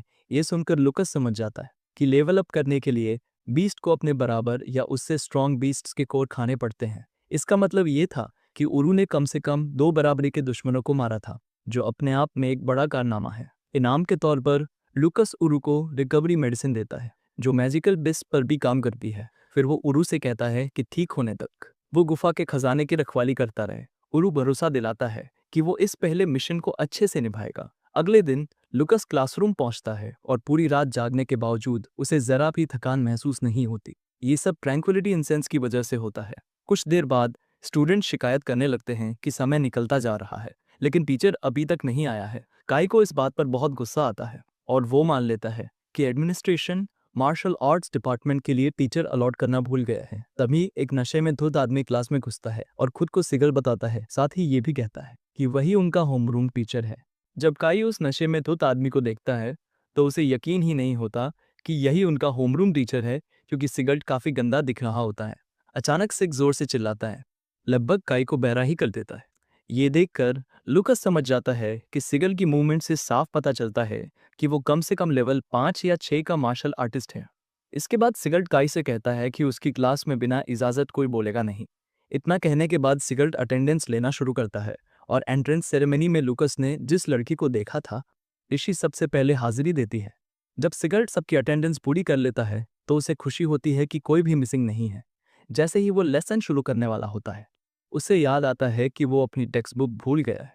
इसलिए वो टिशी को क्लास रिप्रेजेंटेटिव अपॉइंट कर देता है ताकि वो उसकी रिसर्च लैब से टेक्स्ट बुक ले आए। ये सुनकर टिशी शॉक हो जाती है और वो दोबारा पूछती है कि क्या टीचर सच में यही कहना चाहते हैं, और कहता है कि क्लास रिप्रेजेंटेटिव सब कैंडिडेट्स के बीच फेयर कंपटीशन से चुना जाना चाहिए। काई अपनी फैमिली बैकग्राउंड और एबिलिटी का बखान करने लगता है और कहता है कि यही सब उसे क्लास रिप्रेजेंटेटिव बनाने के लिए काफ़ी है। उसी वक्त सिगल उसके सिर पर एक प्रोजेक्टाइल मार देता है और याद दिलाता है कि उसने पहले ही कहा था कि उसकी परमिशन के बिना कोई नहीं बोलेगा। कमरे से बाहर जाते हुए सिगल डिशी से कहता है कि वो सबको टेक्स्ट बुक बांट दे और सबको खुद से पढ़ने को कहे। डिशी अंदर ही अंदर खुद पर गर्व महसूस करती है, क्योंकि उसने ना सिर्फ एंट्रेंस एग्जाम पास किया है बल्कि उसे क्लास रिप्रेजेंटेटिव भी बना दिया गया है कि वो इस मौके से अपनी किस्मत बदल देगी। उधर काई अभी भी अपने सूजे हुए सिर को सहला रहा होता है और लुकस कहता है कि टीचर में कुछ अजीब सा है और कहता है कि सिगल को एडमिनिस्ट्रेशन में रिपोर्ट करना चाहिए ताकि उसे निकाल दिया जाए। लेकिन लुकस पूरे सिचुएशन को एनालाइज करता है और उसे लगता है कि सिगल को पहले कोई गंभीर चोट लगी थी, इसी वजह से उसकी चाल ढाल ऐसी है। इससे लुकस सोचने लगता है कि चोट लगने से पहले सिग कितना स्ट्रांग रहा होगा। लुकस फिर काई से कहता है कि उसका सिगल को रिपोर्ट करने का कोई इरादा नहीं है, क्योंकि अंदर से वो एक्साइटेड है ये देखने के लिए कि सिगल आखिर क्या सिखाएगा। कुछ घंटे बाद काई और लुकस कैफेटेरिया के सामने खड़े होते हैं। काई गुस्से में शिकायत करता है कि सिगरेट ने उन्हें घंटों सेल्फ स्टडी के लिए छोड़ दिया। काई सिग को एक गैर जिम्मेदार टीचर मानता है जो मनमर्जी से क्लास रिप्रेजेंटेटिव भी चुन लेता है। जब काई ये सब बड़बड़ा रहा होता है, तभी लुकस अपनी बहन से मिलता है और उसके सिर पर हाथ फेरते हुए पूछता है कि उसकी पहली क्लास कैसी रही। जूलिया बताती है कि उसकी होमरूम टीचर लिंदा बहुत अच्छी है और उन्होंने उसे मोटिवेट किया कि अगले हफ्ते क्लास रिप्रेजेंटेटिव बने। ये सुनकर काई को बोलने का एक और मौका मिल जाता है, क्योंकि आमतौर पर क्लास रिप्रेजेंटेटिव एनरोलमेंट के एक हफ्ते बाद चुना जाता है। जूलिया हैरान हो जाती है कि मार्शल आर्ट्स क्लास का रिप्रेजेंटेटिव पहले ही चुन लिया गया है। वो लुकस से पूछती है कि क्या वो ही है, लेकिन लुकस मना कर देता है। फिर लुकस सजेस्ट करता है कि चलो कैफेटेरिया में खाना खा लेते हैं, क्योंकि उसने सुना है कि वहाँ का खाना अच्छा है। उन्हें पता चलता है कि स्कूल में खाना भी पॉइंट एक्सचेंज सिस्टम से मिलता है। नए स्टूडेंट्स जिनके पास पॉइंट्स नहीं होते, वो एक बार कैश देकर पॉइंट्स ले सकते हैं। हैरानी की बात यह होती है कि हर डिपार्टमेंट का एक्सचेंज रेट अलग होता है। जूलिया को एक बहुत अच्छा मील मिल जाता है और वो उसे बड़े मज़े से खाती है। पता चलता है कि एक कॉइन के बदले दूसरे डिपार्टमेंट्स को 100 पॉइंट्स मिलते हैं, लेकिन मार्शल आर्ट्स डिपार्टमेंट को सिर्फ 10 पॉइंट्स मिलते हैं। काई को यकीन नहीं होता कि यहाँ टीचर्स भी मार्शल आर्ट्स स्टूडेंट से भेदभाव करते हैं। एक टीचर शिकायत कर रहे स्टूडेंट से कहता है कि स्कूल में स्टेटस मायने नहीं रखता, यहाँ सब कुछ पॉइंट्स पर चलता है। अपनी सूखी ब्रेड खाते हुए काई फैसला करता है कि इस स्कूल में आना लगभग इंसानी अधिकार छोड़ने जैसा है। जूलिया देखती है कि काई कितना बुरा हाल में है और वो उसे अपना खाना ऑफर कर देती है। काई की आंखों में आंसू आ जाते हैं और वो कहता है कि जूलिया कितनी अच्छी लड़की है कुछ देर बाद माया वहां आ जाती है। जूलिया उसे साथ खाने के लिए कहती है, लेकिन माया बताती है कि वो पहले ही खा चुकी है। माया बताती है कि उसने धन्यवाद के तौर पर कुकीज़ बनाई हैं। वो जूलिया से पूछती है कि क्या वो लेना चाहेगी और जूलिया खुशी खुशी मान जाती है। लुकस भी कुकी लेता है और माया की तारीफ करता है कि कुकीज़ बहुत टेस्टी है। काई भी बीच में कूद पड़ता है और कुकी उठा लेता है। खाने के बाद वो कहता है कि इनकी क्वालिटी ट्रॉय फैमिली की स्पेशल मिठाइयों जैसी है। काई और माया आपस में बातें करने लगते हैं और काई लुकस को चिढ़ाता है कि वो इतनी खूबसूरत लेडी को जानता है। काई को ये नहीं पता होता कि माया सिर्फ कोई जान पहचान नहीं, बल्कि कभी लुकस की मंगेतर थी। और लुकस ये बात बता भी नहीं सकता कि कैफेटेरिया पुराने जान पहचान वालों से मिलने की हॉट स्पॉट है। जैसा उसने सोचा था, थोड़ी देर में मीना भी आ जाती है और उसके बाद थियोड भी कैफेटेरिया में अपनी फायर मैजिक से ऑरा फार्मिंग करता हुआ घूमने लगता है। ये देखकर लुकस समझ जाता है कि थियोड शो ऑफ करने वाला बंदा है, लेकिन लुकस का उसके लिए सारा सम्मान खत्म हो चुका होता है, क्योंकि एंट्रेंस सेरेमनी के बाद उसने सुन लिया था कि थियोड लेवल 6 मैजिक सिर्फ दवाइयों की वजह से यूज कर पाता है। खाना खाते हुए लुकस देखता है कि सिगल कैफेटेरिया से बाहर जा रहा है और वो सोचता है कि वो कहाँ जा रहा है। उधर टीचर्स भी सिगरेट के गंदे बर्ताव की शिकायत कर रहे होते हैं, लेकिन कुछ टीचर्स सिगरेट के लिए हमदर्दी भी दिखाते हैं, क्योंकि उन्हें पता है कि जो हुआ उसके बाद ही वो बदल गया। सिगरेट बाकी टीचर्स और हेडमास्टर के पास पहुंच जाता है। सबके इकट्ठा होने के बाद हेडमास्टर बताता है कि आज का agenda magical beast taming tournament है। कार्मिना एम्पायर में मैजिकल बीस्ट्स के हमले आम बात हैं, इसीलिए बीस्ट टेमिंग स्किल्स बहुत ज़रूरी है।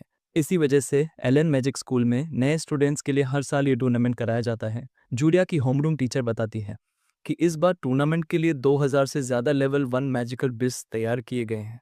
वो सुझाव देती है कि हमेशा की तरह अगले 6 दिन में टूर्नामेंट कराया जाए। तभी एक टीचर ग्रेग बीच में बोल पड़ता है। वो कहता है कि टूर्नामेंट 6 दिन बाद हो, इससे उसे कोई दिक्कत नहीं, लेकिन उसके हिसाब से मार्शल आर्ट स्टूडेंट्स को इसमें हिस्सा लेने की ज़रूरत नहीं है, क्योंकि वो मैजिकल बिस्ट से मुकाबला नहीं कर सकते। लेकिन सिकल इससे असहमत होता है। ग्रेग कूल बनने की कोशिश करता है और कहता है कि वो स्टूडेंट्स के बारे में सोच रहा था, लेकिन लिंडा बीच में बोल पड़ती है और कहती है कि सिगल सही है। लिंडा कहती है कि नए स्टूडेंट्स होने के नाते मार्शल आर्ट स्टूडेंट्स को भाग लेने का पूरा हक है।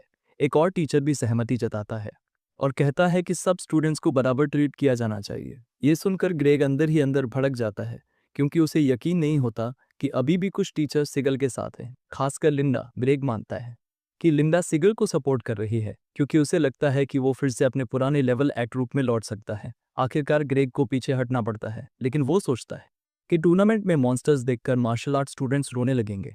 सबकी सहमति के बाद हेडमास्टर ऑफिशियल अनाउंस करता है कि मार्शल आर्ट स्टूडेंट्स भी हिस्सा लेंगे। मीटिंग के बाद एक टीचर लिंडा से पूछता है कि क्या वो सच में ठीक है मार्शल आर्ट स्टूडेंट्स को भेजने से, क्योंकि ग्रेग की बात में थोड़ा दम तो था। एक और टीचर कहता है कि मार्शल आर्ट्स में असली कॉम्बैट होता है, लेकिन मैजिकल बिस टेमिंग टूर्नामेंट बहुत हार्श होता है। इस पर लिंडा मुस्कुराती है और कहती है कि बहुत पहले किसी ने उसे सिखाया था कि जो इंसान मुश्किलों से लड़ने का हौसला नहीं रखता, उसे खुद को मार्शल आर्टिस्ट कहलाने का हक नहीं है। और ये बात सिखाने वाला कोई और नहीं, बल्कि खुद सिगल्ट था। लिंडा आगे जोड़ती है कि जो भी स्टूडेंट टूर्नामेंट में हिस्सा लेने से मना करेगा, उसे आखिरकार मार्शल आर्ट्स डिपार्टमेंट से निकाल दिया जाएगा। जब सिगल्ट क्लास में वापस आता है, तो वो स्टूडेंट्स को बीस्ट टेमिंग टूर्नामेंट के बारे में बताता है। इसी वजह से सिगल्ट कहता है कि अब वो लोग बाहर कॉम्बैट ट्रेनिंग करेंगे और वो ये पक्का करेगा कि सबके पास मैजिकल बीस्ट को हराने लायक ताकत हो। हमेशा की तरह काई फिर से अपना बड़ा मुंह खोल देता है और क्लास रिप्रेजेंटेटिव वाले मुद्दे पर बोलने लगता है। वो कहता है कि आमतौर पर टूर्नामेंट के जरिए ही क्लास रिप्रेजेंटेटिव तय किया जाता है, क्योंकि उनकी क्लास का रिप्रेजेंटेटिव पहले ही तय हो चुका है, इसलिए उसके हिसाब से टूर्नामेंट में हिस्सा लेने की कोई ज़रूरत नहीं। लेकिन सिगर्ट फिर से उसके सिर पर मार देता है ताकि वो चुप हो जाए। उधर लुकस कॉम्बैट ट्रेनिंग के बारे में सोच रहा होता है और उसे चिंता होती है कि वो खुद को कैसे कंट्रोल करेगा ताकि स्पैरिंग पार्टनर्स उड़ ही ना जाए। कुछ ही देर बाद सब लोग ट्रेनिंग ग्राउंड में रिपोर्ट करते हैं। टिशी को कुछ मिनट देखने के बाद लुकस समझ जाता है कि टिशी काफ़ी स्ट्रांग है और ऐसा लगता है कि पूरी क्लास में उससे ज़्यादा स्ट्रांग सिर्फ वही खुद है। इससे लुकस को यकीन हो जाता है कि सिक को पता था वो क्या कर रहा है जब उसने टिशी को क्लास रिप्रेजेंटेटिव चुना। कई घंटों की ट्रेनिंग के बाद आखिरकार लंच की घंटी बजती है और सिक कहता है कि ट्रेनिंग खत्म। काई भगवान का शुक्र मनाता है, क्योंकि वो पहले ही बुरी तरह थक चुका होता है। इसके बाद कॉलिंस और शार्प बताते हैं कि वो लोग कैफेटेरिया जा रहे हैं। कॉलिंस काई से कहता है कि वो वादा के मुताबिक उसके लिए खाना ले आएगा। ये सुनकर शार्प शॉक हो जाता है और कॉलिंस से पूछता है कि क्या उसने काई के साथ कोई और डील कर ली है। असल में ये एक विन विन सिचुएशन थी, जहां कॉलिंस पैसे बचा रहा था और काई पॉइंट्स बचा रहा था। ये सुनकर शार्प को बहुत बुरा लगता है, क्योंकि अगर उसे पता होता तो वो भी इस डील में कूद पड़ता। कॉलिंस मुस्कुराता है और शार्प से कहता है कि अगली डील वो उसे दे देगा। अंदर ही अंदर लुकस कॉलिंस को काफी स्मार्ट बंदा मानता है, क्योंकि वो पॉकेट मनी भी बना रहा है और रिश्ते भी स्मूथ रख रहा है। इसके बाद काई लुकस के पास आता है और अपनी स्मार्टनेस के बारे में डींगे मारने लगता है। वो लुकस को सलाह देता है कि उसे भी उसके रास्ते पर चलना चाहिए, लेकिन लुक्स उसकी सलाह को पूरी तरह इग्नोर कर देता है, जिससे काई ठंडा पड़ जाता है। काई पहले थोड़ा बुरा मानता है, लेकिन फिर खुद को समझा लेता है कि लुक्स की बहन तो एलीट कोर्स में है, इसलिए उसके हिसाब से लुक्स को पॉइंट्स की चिंता करने की जरूरत ही नहीं। लेकिन काई को ये नहीं पता कि वो पूरी तरह गलत है, क्योंकि जूलिया के बिना भी लुक्स कभी भूखा नहीं रहेगा।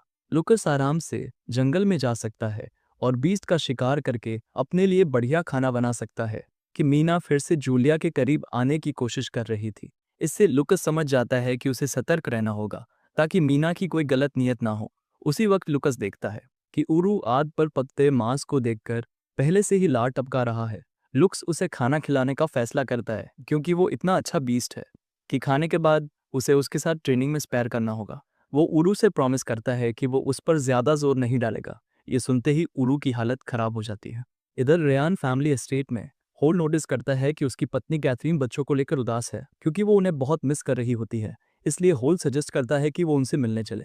होल बताता है कि काम के सिलसिले में उसे डेकटाउन जाना ही है, तो वो कैथरीन को भी साथ ले जाएगा। ये सुनकर कैथरीन खुश हो जाती है और अपने पति को गले लगाकर धन्यवाद देती है। दूसरी तरफ काउंट ग्राइंड्स एस्टेट में कुछ नकाबपोश नोबल लेडीज की मीटिंग चल रही होती है। उनमें से एक होल की दूसरी पत्नी जेसिका भी होती है। इस ग्रुप की लीडर कोई और नहीं बल्कि वही डेमन लेडी होती है, जो धीरे धीरे अपनी ताकत इकट्ठा कर रही है। वो सबको ड्रिंक ऑफर करती है और कहती है कि ये नई जेड ड्रीम है। जैसे ही वो ड्रिंक पीती है, उनका पूरा शरीर चमकने लगता है। उन्हें नहीं पता होता कि वो ड्रिंक असल में उसी का खून है। डेमन लेडी अच्छी तरह जानती है कि औरतें ग्लास बॉडी पाने के लिए कुछ भी कर सकती हैं, और वो इसी चीज का फायदा उठाती है। जब सब ड्रिंक पी लेती है तो वो सजेस्ट करती है कि अब दिन का खेल शुरू किया जाए। बाद में डेमन लेडी जेसिका को अपने कमरे में बुलाती है और उससे पूछती है कि जूलिया बैंडिट अटैक से कैसे बच गई। जेसिका अपनी कहानी में बताती है कि जूलिया ने खुद ही बैंडिट्स को हराया था, क्योंकि उसे लेवल 7 का ब्लेसिंग मिला है। ये सुनकर डेमन लेडी को एहसास होता है कि जूलिया ने मिरांडा फैमिली का टैलेंट विरासत में पाया है, लेकिन साथ ही उसे ये भी लगता है कि सिर्फ लेवल 7 से बैंडिट लीडर को हराना मुमकिन नहीं है। फिर डेमन लेडी जेसिका से पूछती है कि क्या वो कैथरीन और उसकी बेटी को मारना चाहेगी ताकि वो बैरोनेस बन सके। जेसिका इसकी पुष्टि करती है और उस औरत से पूछती है कि उसे ये हासिल करने के लिए क्या करना होगा। जैसी वो शैतानी औरत है, वो तुरंत अपनी इंसिग्निया जेसिका पर बना देती है और उसे पूरी तरह अपने कंट्रोल में ले लेती है। उधर अकादमी में टिशी अपने क्लासमेट्स को बताती है कि आज सुबह भी कॉम्बैट ट्रेनिंग जारी रहने वाली है। ये सुनकर काई और बाकी लोग पूरे सिस्टम को कितना थकाऊ है इस पर शिकायत करने लगते हैं। एक स्टूडेंट बताता है कि उसका पूरा शरीर दर्द से भरा हुआ है, तो वहीं दूसरा बंदा कहता है कि वो पूरी रात ठीक से सो भी नहीं पाया। टिशी मानती है कि ट्रेनिंग वाकई क्रूर है, लेकिन वो सबको समझाती है कि ये उनकी एबिलिटी बढ़ाने के लिए है। इसी वजह से वो सबको अपना बेस्ट देने के लिए कहती है। इधर लुकस के रूममेट्स बिल्कुल ठीक होते हैं और वो तुरंत मान लेते हैं कि ऐसा इसलिए है क्योंकि वो बाकी सबसे ज़्यादा टफ है। उन्हें पता ही नहीं होता कि असल में वो हेल्दी इसलिए है क्योंकि कमरे में ट्रैंक्विलिटी इंसेंस जलाया था। यहाँ तक कि टिशी भी मान लेती है कि लुकस और उसके क्लासमेट्स की स्टैमिना अच्छी है, क्योंकि सब बिल्कुल ठीक दिख रहे होते हैं। कुछ ही देर में ट्रेनिंग शुरू होती है और काई की जोड़ी लुकस के साथ लगती है। काई हमेशा की तरह चार्ज करता है, लेकिन लुकस उसे आसानी से पीछे धकेल देता है। दोनों के बीच स्पैर चलता रहता है और काई को लगता है कि वो खुद को संभाल रहा है, लेकिन उसे पता ही नहीं चलता कि लुकस असल में उसके सामने खुद को रोक कर लड़ रहा है। जैसे जैसे लड़ाई आगे बढ़ती है, लुकस नोटिस करता है कि कोई दूर से उसे देख रहा है, और सच में वहां एक बूढ़ा आदमी पेड़ के नीचे बैठा होता है, जो सब कुछ ध्यान से देख रहा होता है।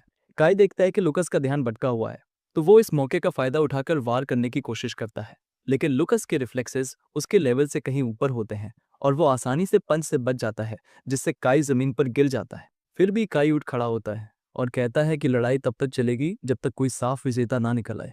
ये जो बूढ़ा आदमी लुकस को देख रहा था, उसका नाम ओटानी होता है।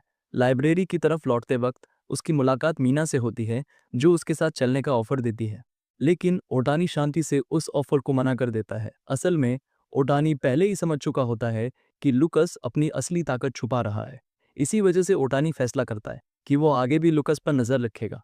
कई घंटों बाद आखिरकार कॉम्बैट ट्रेनिंग खत्म होती है और उनकी किस्मत अच्छी होती है क्योंकि सिगोल्ड ने उन्हें मसाज टेक्निक सिखाई होती है। इससे सब लोग अपने टाइट मसल्स को रिलैक्स कर पाते हैं।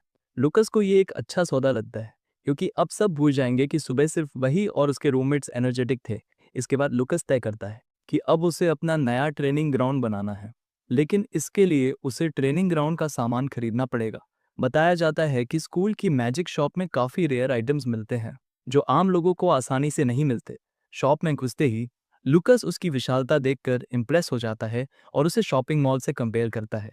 चारों तरफ देखने के बाद लुकास समझ जाता है कि यहाँ की चीज़ें थोड़ी महंगी हैं और हालात ऐसे हैं कि उसे हर महीने करीब 100 पॉइंट्स खर्च करने पड़ सकते हैं।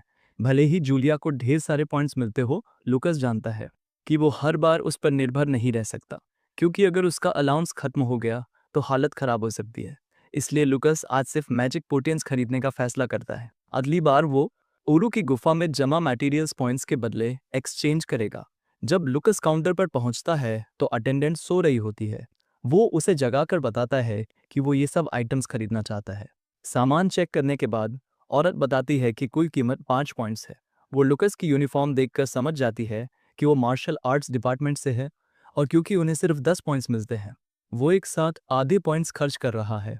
पेमेंट करने के बाद लुक्स बाहर निकलने लगता है, लेकिन दरवाजे पर पहुंचते ही वो औरत उसे खर्च को लेकर सावधान रहने को कहती है। लुक्स मुस्कुराकर कहता है कि जो उसने खरीदा है वो तो अभी भी कम है और वो वापस आकर और भी खरीदेगा। उधर वो औरत हैरान होती है कि मार्शल आर्ट्स क्लास का स्टूडेंट इतनी सारी पोटियन आइटम्स क्यों खरीद रहा है। वो सोचती है कि लुकस इनका क्या करेगा और पोटियंस को नहाने के पानी में मिलाकर मेडिसिनल बाथ लेता है। नहाने के बाद उसे लगता है कि पानी में अभी भी असर बाकी है और पानी फेंकना बर्बादी होगी, लेकिन वो किसी को नहाने का पानी पीने को भी नहीं दे सकता।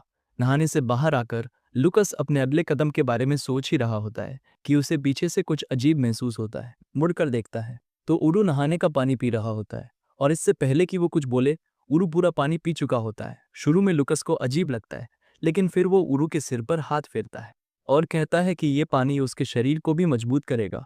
उरू खुशी से अपने मास्टर को धन्यवाद देता है और फिर बीफ मांगता है। लुकस खुश होता है कि नहाने वाले पानी की समस्या हल हो गई। वो तय करता है कि कम भीड़ के समय गुफा का सामान पॉइंट्स में बदलेगा। साथ ही वो सोचता है कि शॉप से खरीदे टूल्स डॉम के पास छुपा देगा और रात में उन्हें गुफा तक पहुंचाएगा। जब लुकस ने ट्रेनिंग डमी खरीदी थी तो वो उसे भारी होने के बावजूद आसानी से उठा लेता है।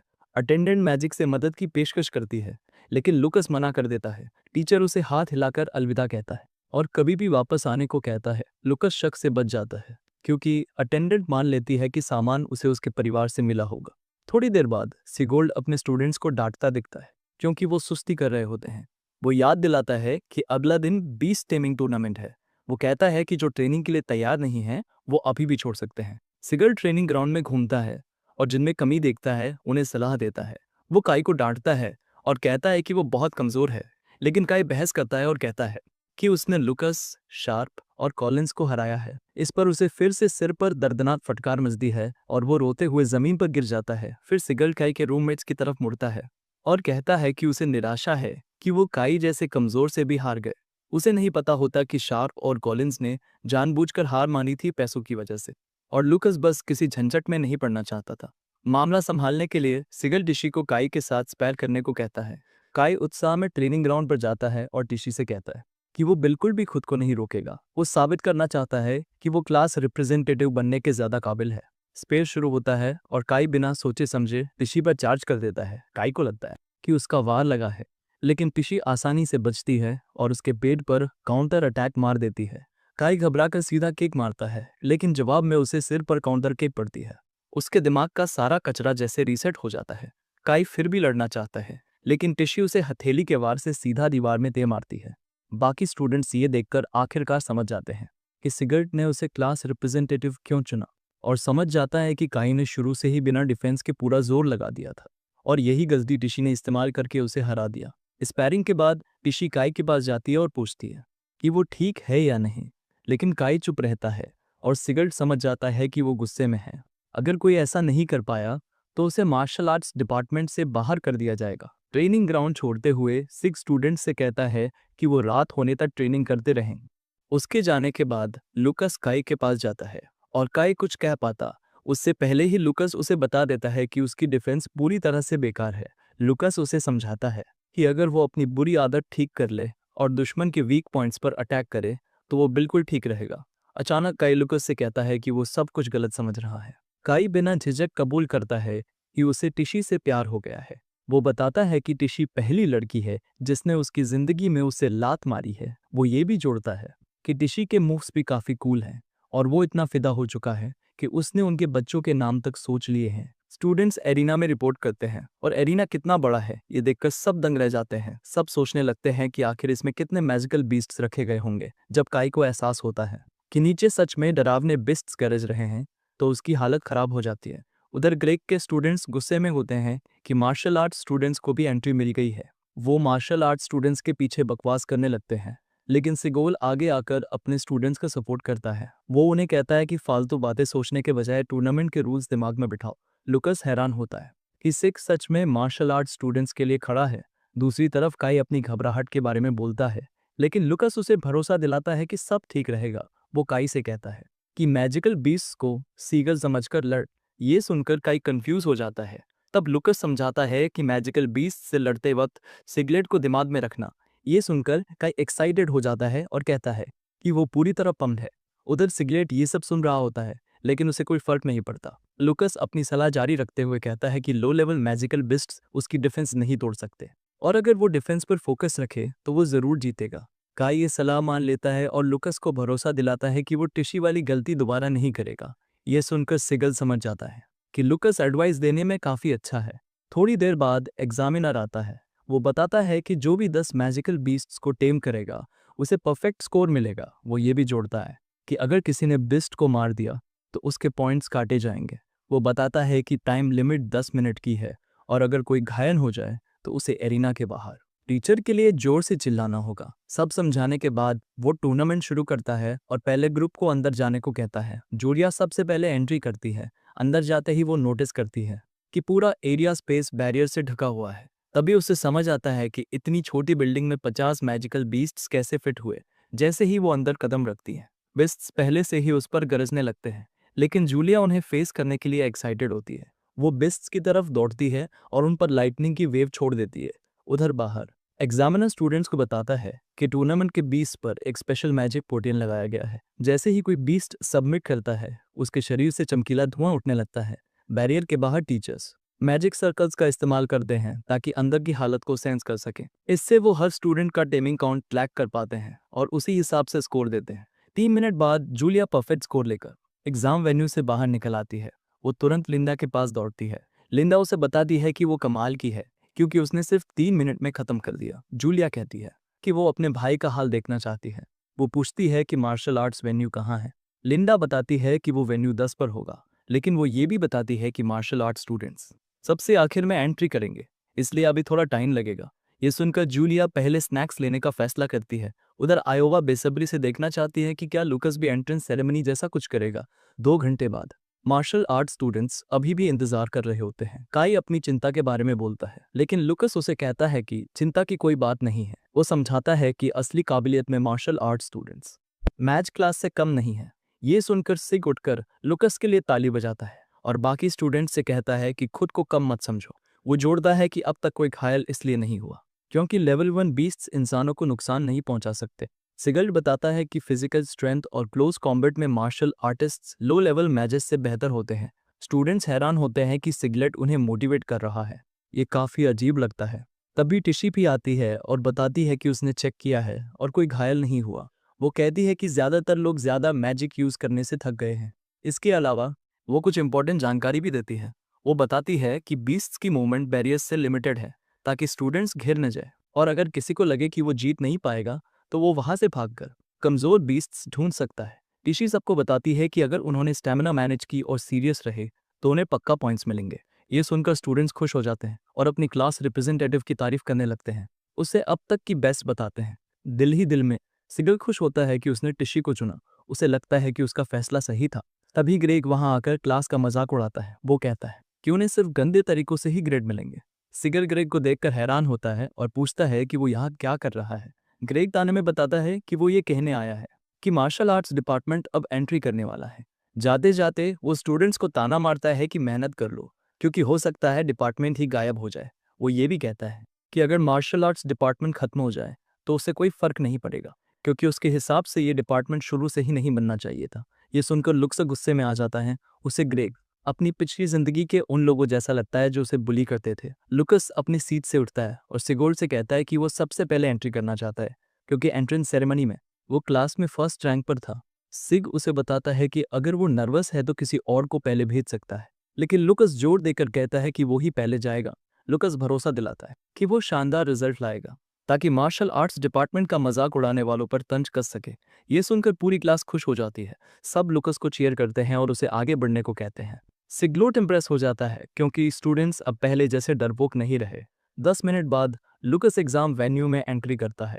अंदर कदम रखते ही वो नोटिस करता है कि ऊपर एक डिटेक्शन मैजिक सर्कल लटका हुआ है। वो समझ जाता है कि अगर वो मूव करते वक्त डिटेक्शन सर्कल से बचे तो टीचर्स को अंदर की बात पता नहीं चलेगी। लुकस ये भी जानता है कि जैसे ही कोई बीस्ट किसी को अपना मास्टर मान लेता है, उनकी सोल्स कनेक्ट हो जाती है और फिर कम्युनिकेशन पॉसिबल हो जाता है। यह इससे बिस्ट की एबिलिटीज को थोड़े समय के लिए इस्तेमाल करने की इजाज़त भी देता है। उरु गुफा में खेल रहा होता है जब वो नोटिस करता है कि लुकस अपनी पावर यूज कर रहा है, जबकि वो खुद उरु से कहीं ज्यादा स्ट्रांग है। जैसे ही लुकस खुद को उरु की ओरा में ढक लेता है, आसपास के मैजिकल बीस्ट्स जान बचाकर भागने लगते हैं। उन्हें लगता है कि किसी हाई लेवल मैजिकल बीस्ट ने उन पर हमला कर दिया है। असल में ये लुकस का प्लान होता है।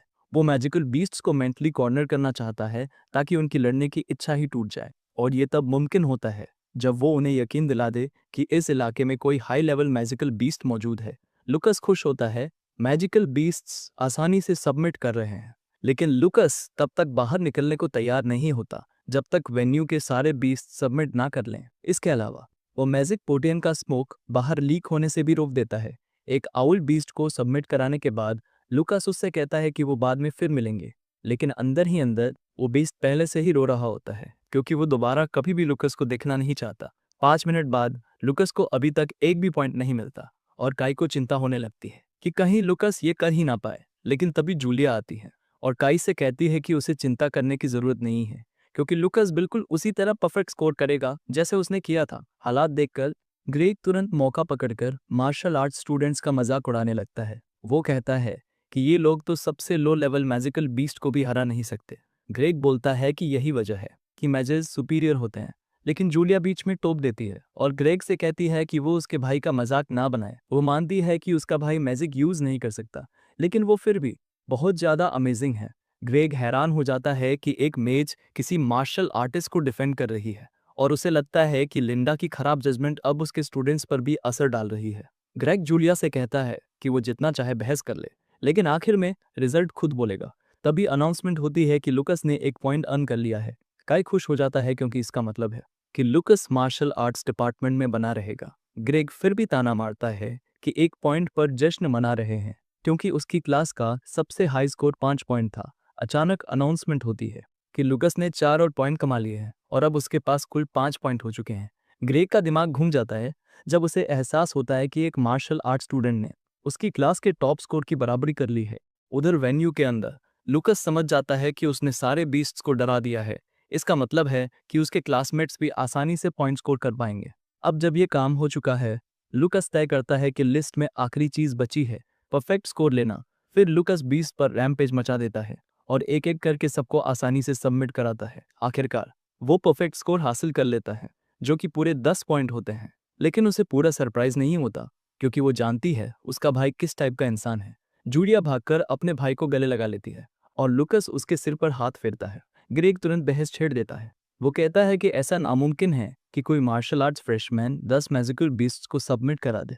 फिर ग्रेग सीगल की तरफ मुड़ता है और उससे पूछता है कि क्या उसने रिजल्ट को किसी तरह से प्रभावित किया है। सीगोल जवाब देने ही वाला होता है कि तभी चीफ एग्जामिनर आगे आता है। वो ग्रेग से पूछता है कि क्या वो ये कहना चाह रहा है कि वो करप्ट एग्जामिनर है, जो रिश्वत लेता है और फ्रॉड को नजरअंदाज करता है। ये सुनते ही ग्रेग को समझ आ जाता है कि एग्जामिनर्स से पंगा लेना उसके बस की बात नहीं है, क्योंकि वो लोग खुद बहुत ज्यादा कैपेबल हैं।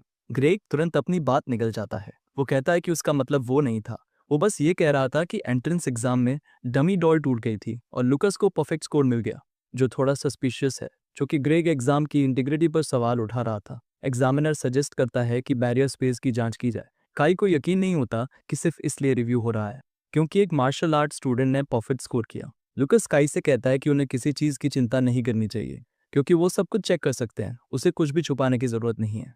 10 मिनट बाद एग्जामिनर बैरियर स्पेस खोलता है और बिस्ट्स तुरंत भागने की कोशिश करते हैं, लेकिन सबको रोक लिया जाता है। एग्जामिनर मानता है कि बिस्ट्स काफी एजिटेटेड हैं, लेकिन इतने वीक नहीं हुए कि वेन्यू बदला जाए।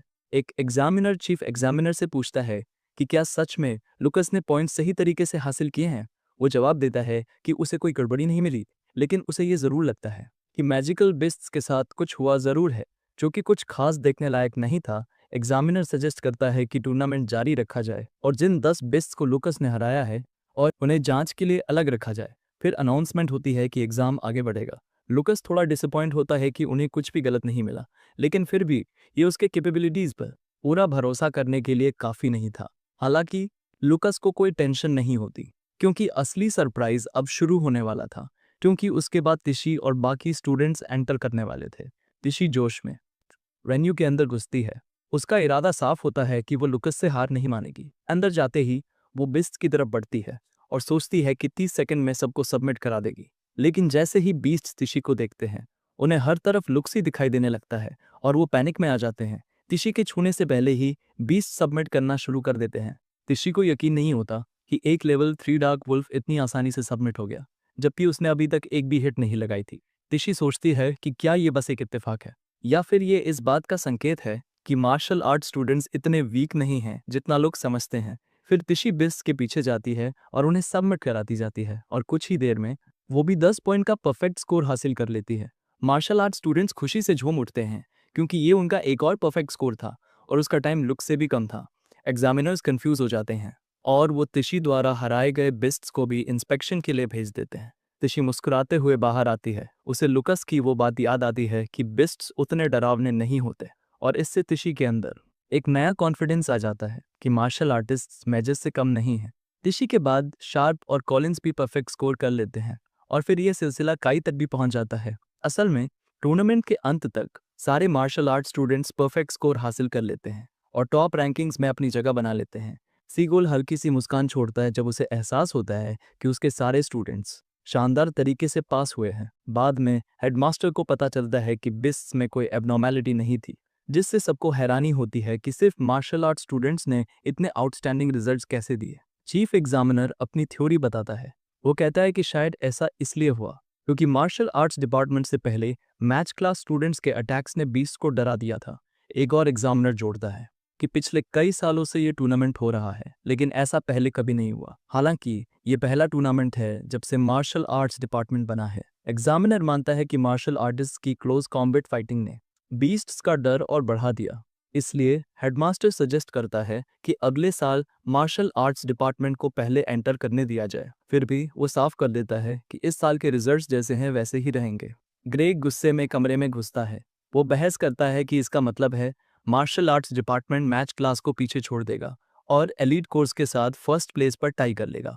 हेडमास्टर इसकी पुष्टि करता है और ग्रेग से पूछता है कि क्या उसे कोई आपत्ति है। ग्रेग घबराते हुए ना कह देता है, लेकिन फिर भी वो तर्क देता है कि ये अनफेयर है क्योंकि मार्शल आर्ट्स डिपार्टमेंट सिर्फ लक से फर्स्ट प्लेस ले रहा है। तभी ओटानी बीच में बोलता है। वो कहता है कि लक भी इंसान की एबिलिटी का हिस्सा होती है। ओटानी सबको बताता है कि रिजल्ट्स बदले नहीं जा सकते क्योंकि इसमें स्टूडेंट्स की कोई गलती नहीं है। हेडमास्टर ओटानी से सहमत हो जाता है और टीचर्स व एग्जामिनर्स को रिजल्ट अनाउंस करने को कहता है। ग्रेग अंदर ही अंदर पूरी तरह सॉल्टी हो जाता है और मन ही मन कसम खाता है कि वो ये सब याद रखेगा। फिर हेडमास्टर ओटानी से कहता है कि वो इस पूरे मामले पर अपनी राय दे क्योंकि वो एक लेवल 9 मार्शल आर्टिस्ट है और ज़रूर उसने असली वजह समझ ली होगी। ओटानी जवाब देता है कि वो डिटेल्स नहीं बता सकता, लेकिन वो हेडमास्टर को भरोसा दिलाता है कि ये स्कूई के लिए कोई बुरी बात नहीं है।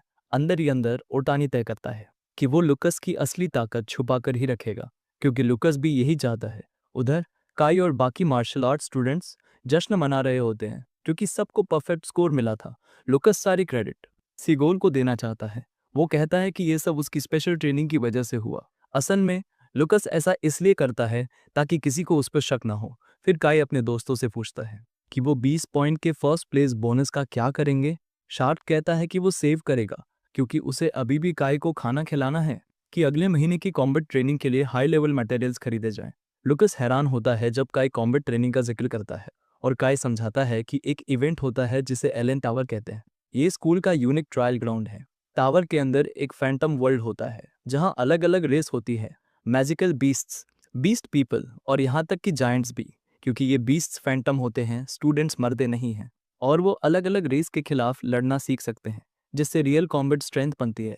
हालांकि सिर्फ 100 फ्रेशमैन को ही एंटर करने की इजाज़त होती है और 12 एलिट कोर्स स्टूडेंट्स को पहले से ऑटोमेटिक स्लॉट मिला होता है, मतलब बाकी सीट्स के लिए कंपटीशन करना पड़ता है।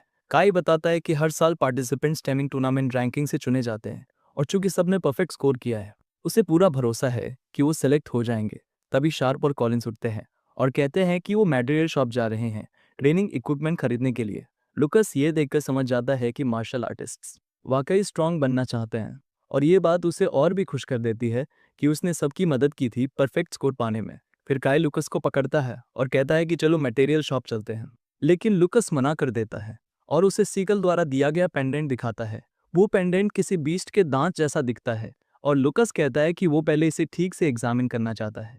लगता है ये वही इकलौती चीज थी जो टूर्नामेंट में परफेक्ट स्कोर पाने वाले पहले 3 लोगों को दी गई थी।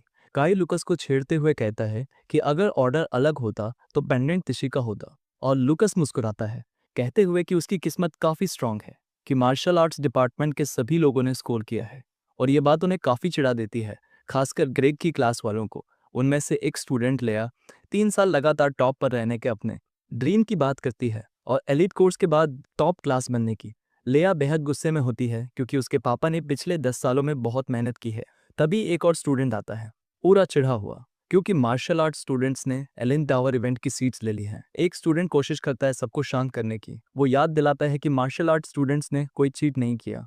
लेकिन दूसरा बंदा कहता है कि मार्शल आर्ट्स डिपार्टमेंट ने एग्जामिनर्स को रिश्वत दी होगी। जैसे ही वो ये कहता है, सबको ये बात मुमकिन लगने लगती है। उन्हें याद आता है कि काई भी उसी डिपार्टमेंट में है और उसकी फैमिली बेहद अमीर है, तो वो आसानी से टीचर्स को रिश्वत दे सकते थे। तभी चश्मा पहना हुआ एक स्टूडेंट आंद्रे बोलता है। वो बताता है कि उसने थोड़ी देर पहले शार्प और कॉलिंस को देखा था। वो कहता है कि दोनों ने स्कूल की मटेरियल शॉप से आखिरी ट्रेनिंग इक्विपमेंट खरीद ली है। फिर वो अपने साथियों से कहता है कि जब तक डिपार्टमेंट को 20 पॉइंट का बोनस मिलेगा, तब तक ये लोग सारे कीमती मटेरियल्स चुरा लेंगे जो असल में उनके होने चाहिए। तभी लिया बोलती है कि मार्शल आर्टिस्ट्स की मेरिडियंस कांच से भी नाजुक होती है। वो सुझाव देती है कि उन्हें सबक सिखाया जाए और कुछ ही पलों बाद तीनों शार्प और कॉलिंस को घेर लेते हैं। शार्प सबसे पहले गिरता है और जब कॉलिंस उसकी पीठ पर लगी चोट देखता है तो उसे समझ आ जाता है कि उसे जहर दिया गया है जिसका तुरंत इलाज जरूरी है। कॉलिंस तीनों से कहता है कि वो अपने सारे पॉइंट्स देने को तैयार हैं, लेकिन लिया उसे जहरीली शॉट से गिरा देती है और कहती है कि वो पॉइंट्स के लिए नहीं आए हैं। कॉलिंस उससे पूछता है कि वो उन पर हमला क्यों कर रही है, तो लेया बताती है कि उसकी एक सिंपल डिमांड है कि ये दोनों इसी हालत में रेंगते हुए मार्शल आर्ट्स डिपार्टमेंट वापस जाए। लेया चाहती है कि वो पूरी क्लास को बताएं कि उनकी जिंदगी कमजोर कीड़ों से भी कम कीमत की है। कई घंटे बाद लुकस और काई शार्प और कॉलिंस को ढूंढते रहते हैं। वो यार्ड में घूम घूम कर उनके नाम पुकारते हैं। लुकस बहुत ज्यादा चिंतित होता है, लेकिन काई सोचता है कि वो बस लेट हो गए होंगे, इतनी तेज खून की गंध आ रही है। अचानक लुकस उस जगह को लॉक कर लेता है जहां से खून आ रहा होता है और उसी दिशा में तेजी से दौड़ पड़ता है। काई हैरान हो जाता है उसे अचानक भागते देख। वो भी उसके पीछे दौड़ता है और थोड़ी ही देर में उन्हें झाड़ियों में खून से लथपथ शार्प और कॉलिंस मिलते हैं। लुकस पर गुस्सा हावी हो जाता है। वो चिल्लाकर पूछता है कि ये सब किसने किया। लुकस जल्दी से दोनों को पकड़कर उनकी हालत चेक करता है और अपनी आखिरी ताकत से कॉलिंस लुकस को बताता है कि उन पर लेया और ग्रेग की क्लास के गुंडों ने हमला किया था। जैसे ही लुकस को एहसास होता है कि उनकी मेरिडियंस काट दी गई हैं, उसका गुस्सा हद से ज्यादा बढ़ जाता है। काई डर के मारे चिल्ला उठता है, लेकिन लुकस उसे बताता है कि वो जिंदा हैं, बस बेहोश हैं। फिर लुकस काई से कहता है कि वो दवाई लाने जाए, जबकि वो खुद खून रोकने की कोशिश करेगा। काई हामी भरता है और दौड़ पड़ता है। उसके जाने के बाद लुकस हालात को फिर से परखता है। वो जल्दी समझ जाता है कि उनकी हड्डियां टुकड़ों में टूट चुकी हैं, जो साफ तौर पर ब्लैक मार्केट असैसिन्स की बोन क्रशिंग टेक्निक है। लुकस कसम खाता है कि वो इन दरिंदों को खत्म कर देगा, क्योंकि उन्होंने उसके रूममेट्स पर इतनी क्रूर टेक्निक यूज की है। वो इसे सीधा मर्डर अटेम्प्ट मानता है, क्योंकि ये किसी भी तरह की बुलिंग नहीं थी। लुकस सुनता है कि शार्प सांस लेने में दिक्कत महसूस कर रहा है और अपनी माँ को पुकार रहा है। लुक्स उसे भरोसा दिलाता है कि उसे चिंता करने की जरूरत नहीं है, क्योंकि वो उसका बदला जरूर लेगा। काई वापस आता है और उसके साथ तिशी भी होती है, जिससे वो रास्ते में टकरा गया था। तिशी दोनों को बेहोश देखकर हैरान रह जाती है, लेकिन लुकस उसे बताता है कि उनकी जान को कोई खतरा नहीं है। हालांकि उन्हें कई दिनों तक आराम करना पड़ेगा। स्टूडेंट काउंसिल जाएगी, लेकिन काई को लगता है कि यह टाइम वेस्ट है, और जैसे ही वो ये कहता है, उसका एक्सप्रेशन पूरी तरह बदल जाता है। तिशी ये नोटिस करती है और उसे एहसास होता है कि लुकस अपने आम जेंटल नेचर से कुछ डरावना बन चुका है। लुकस भरोसे के साथ कहता है कि वो हर हाल में इस दुश्मनी का हिसाब चुकता करेगा।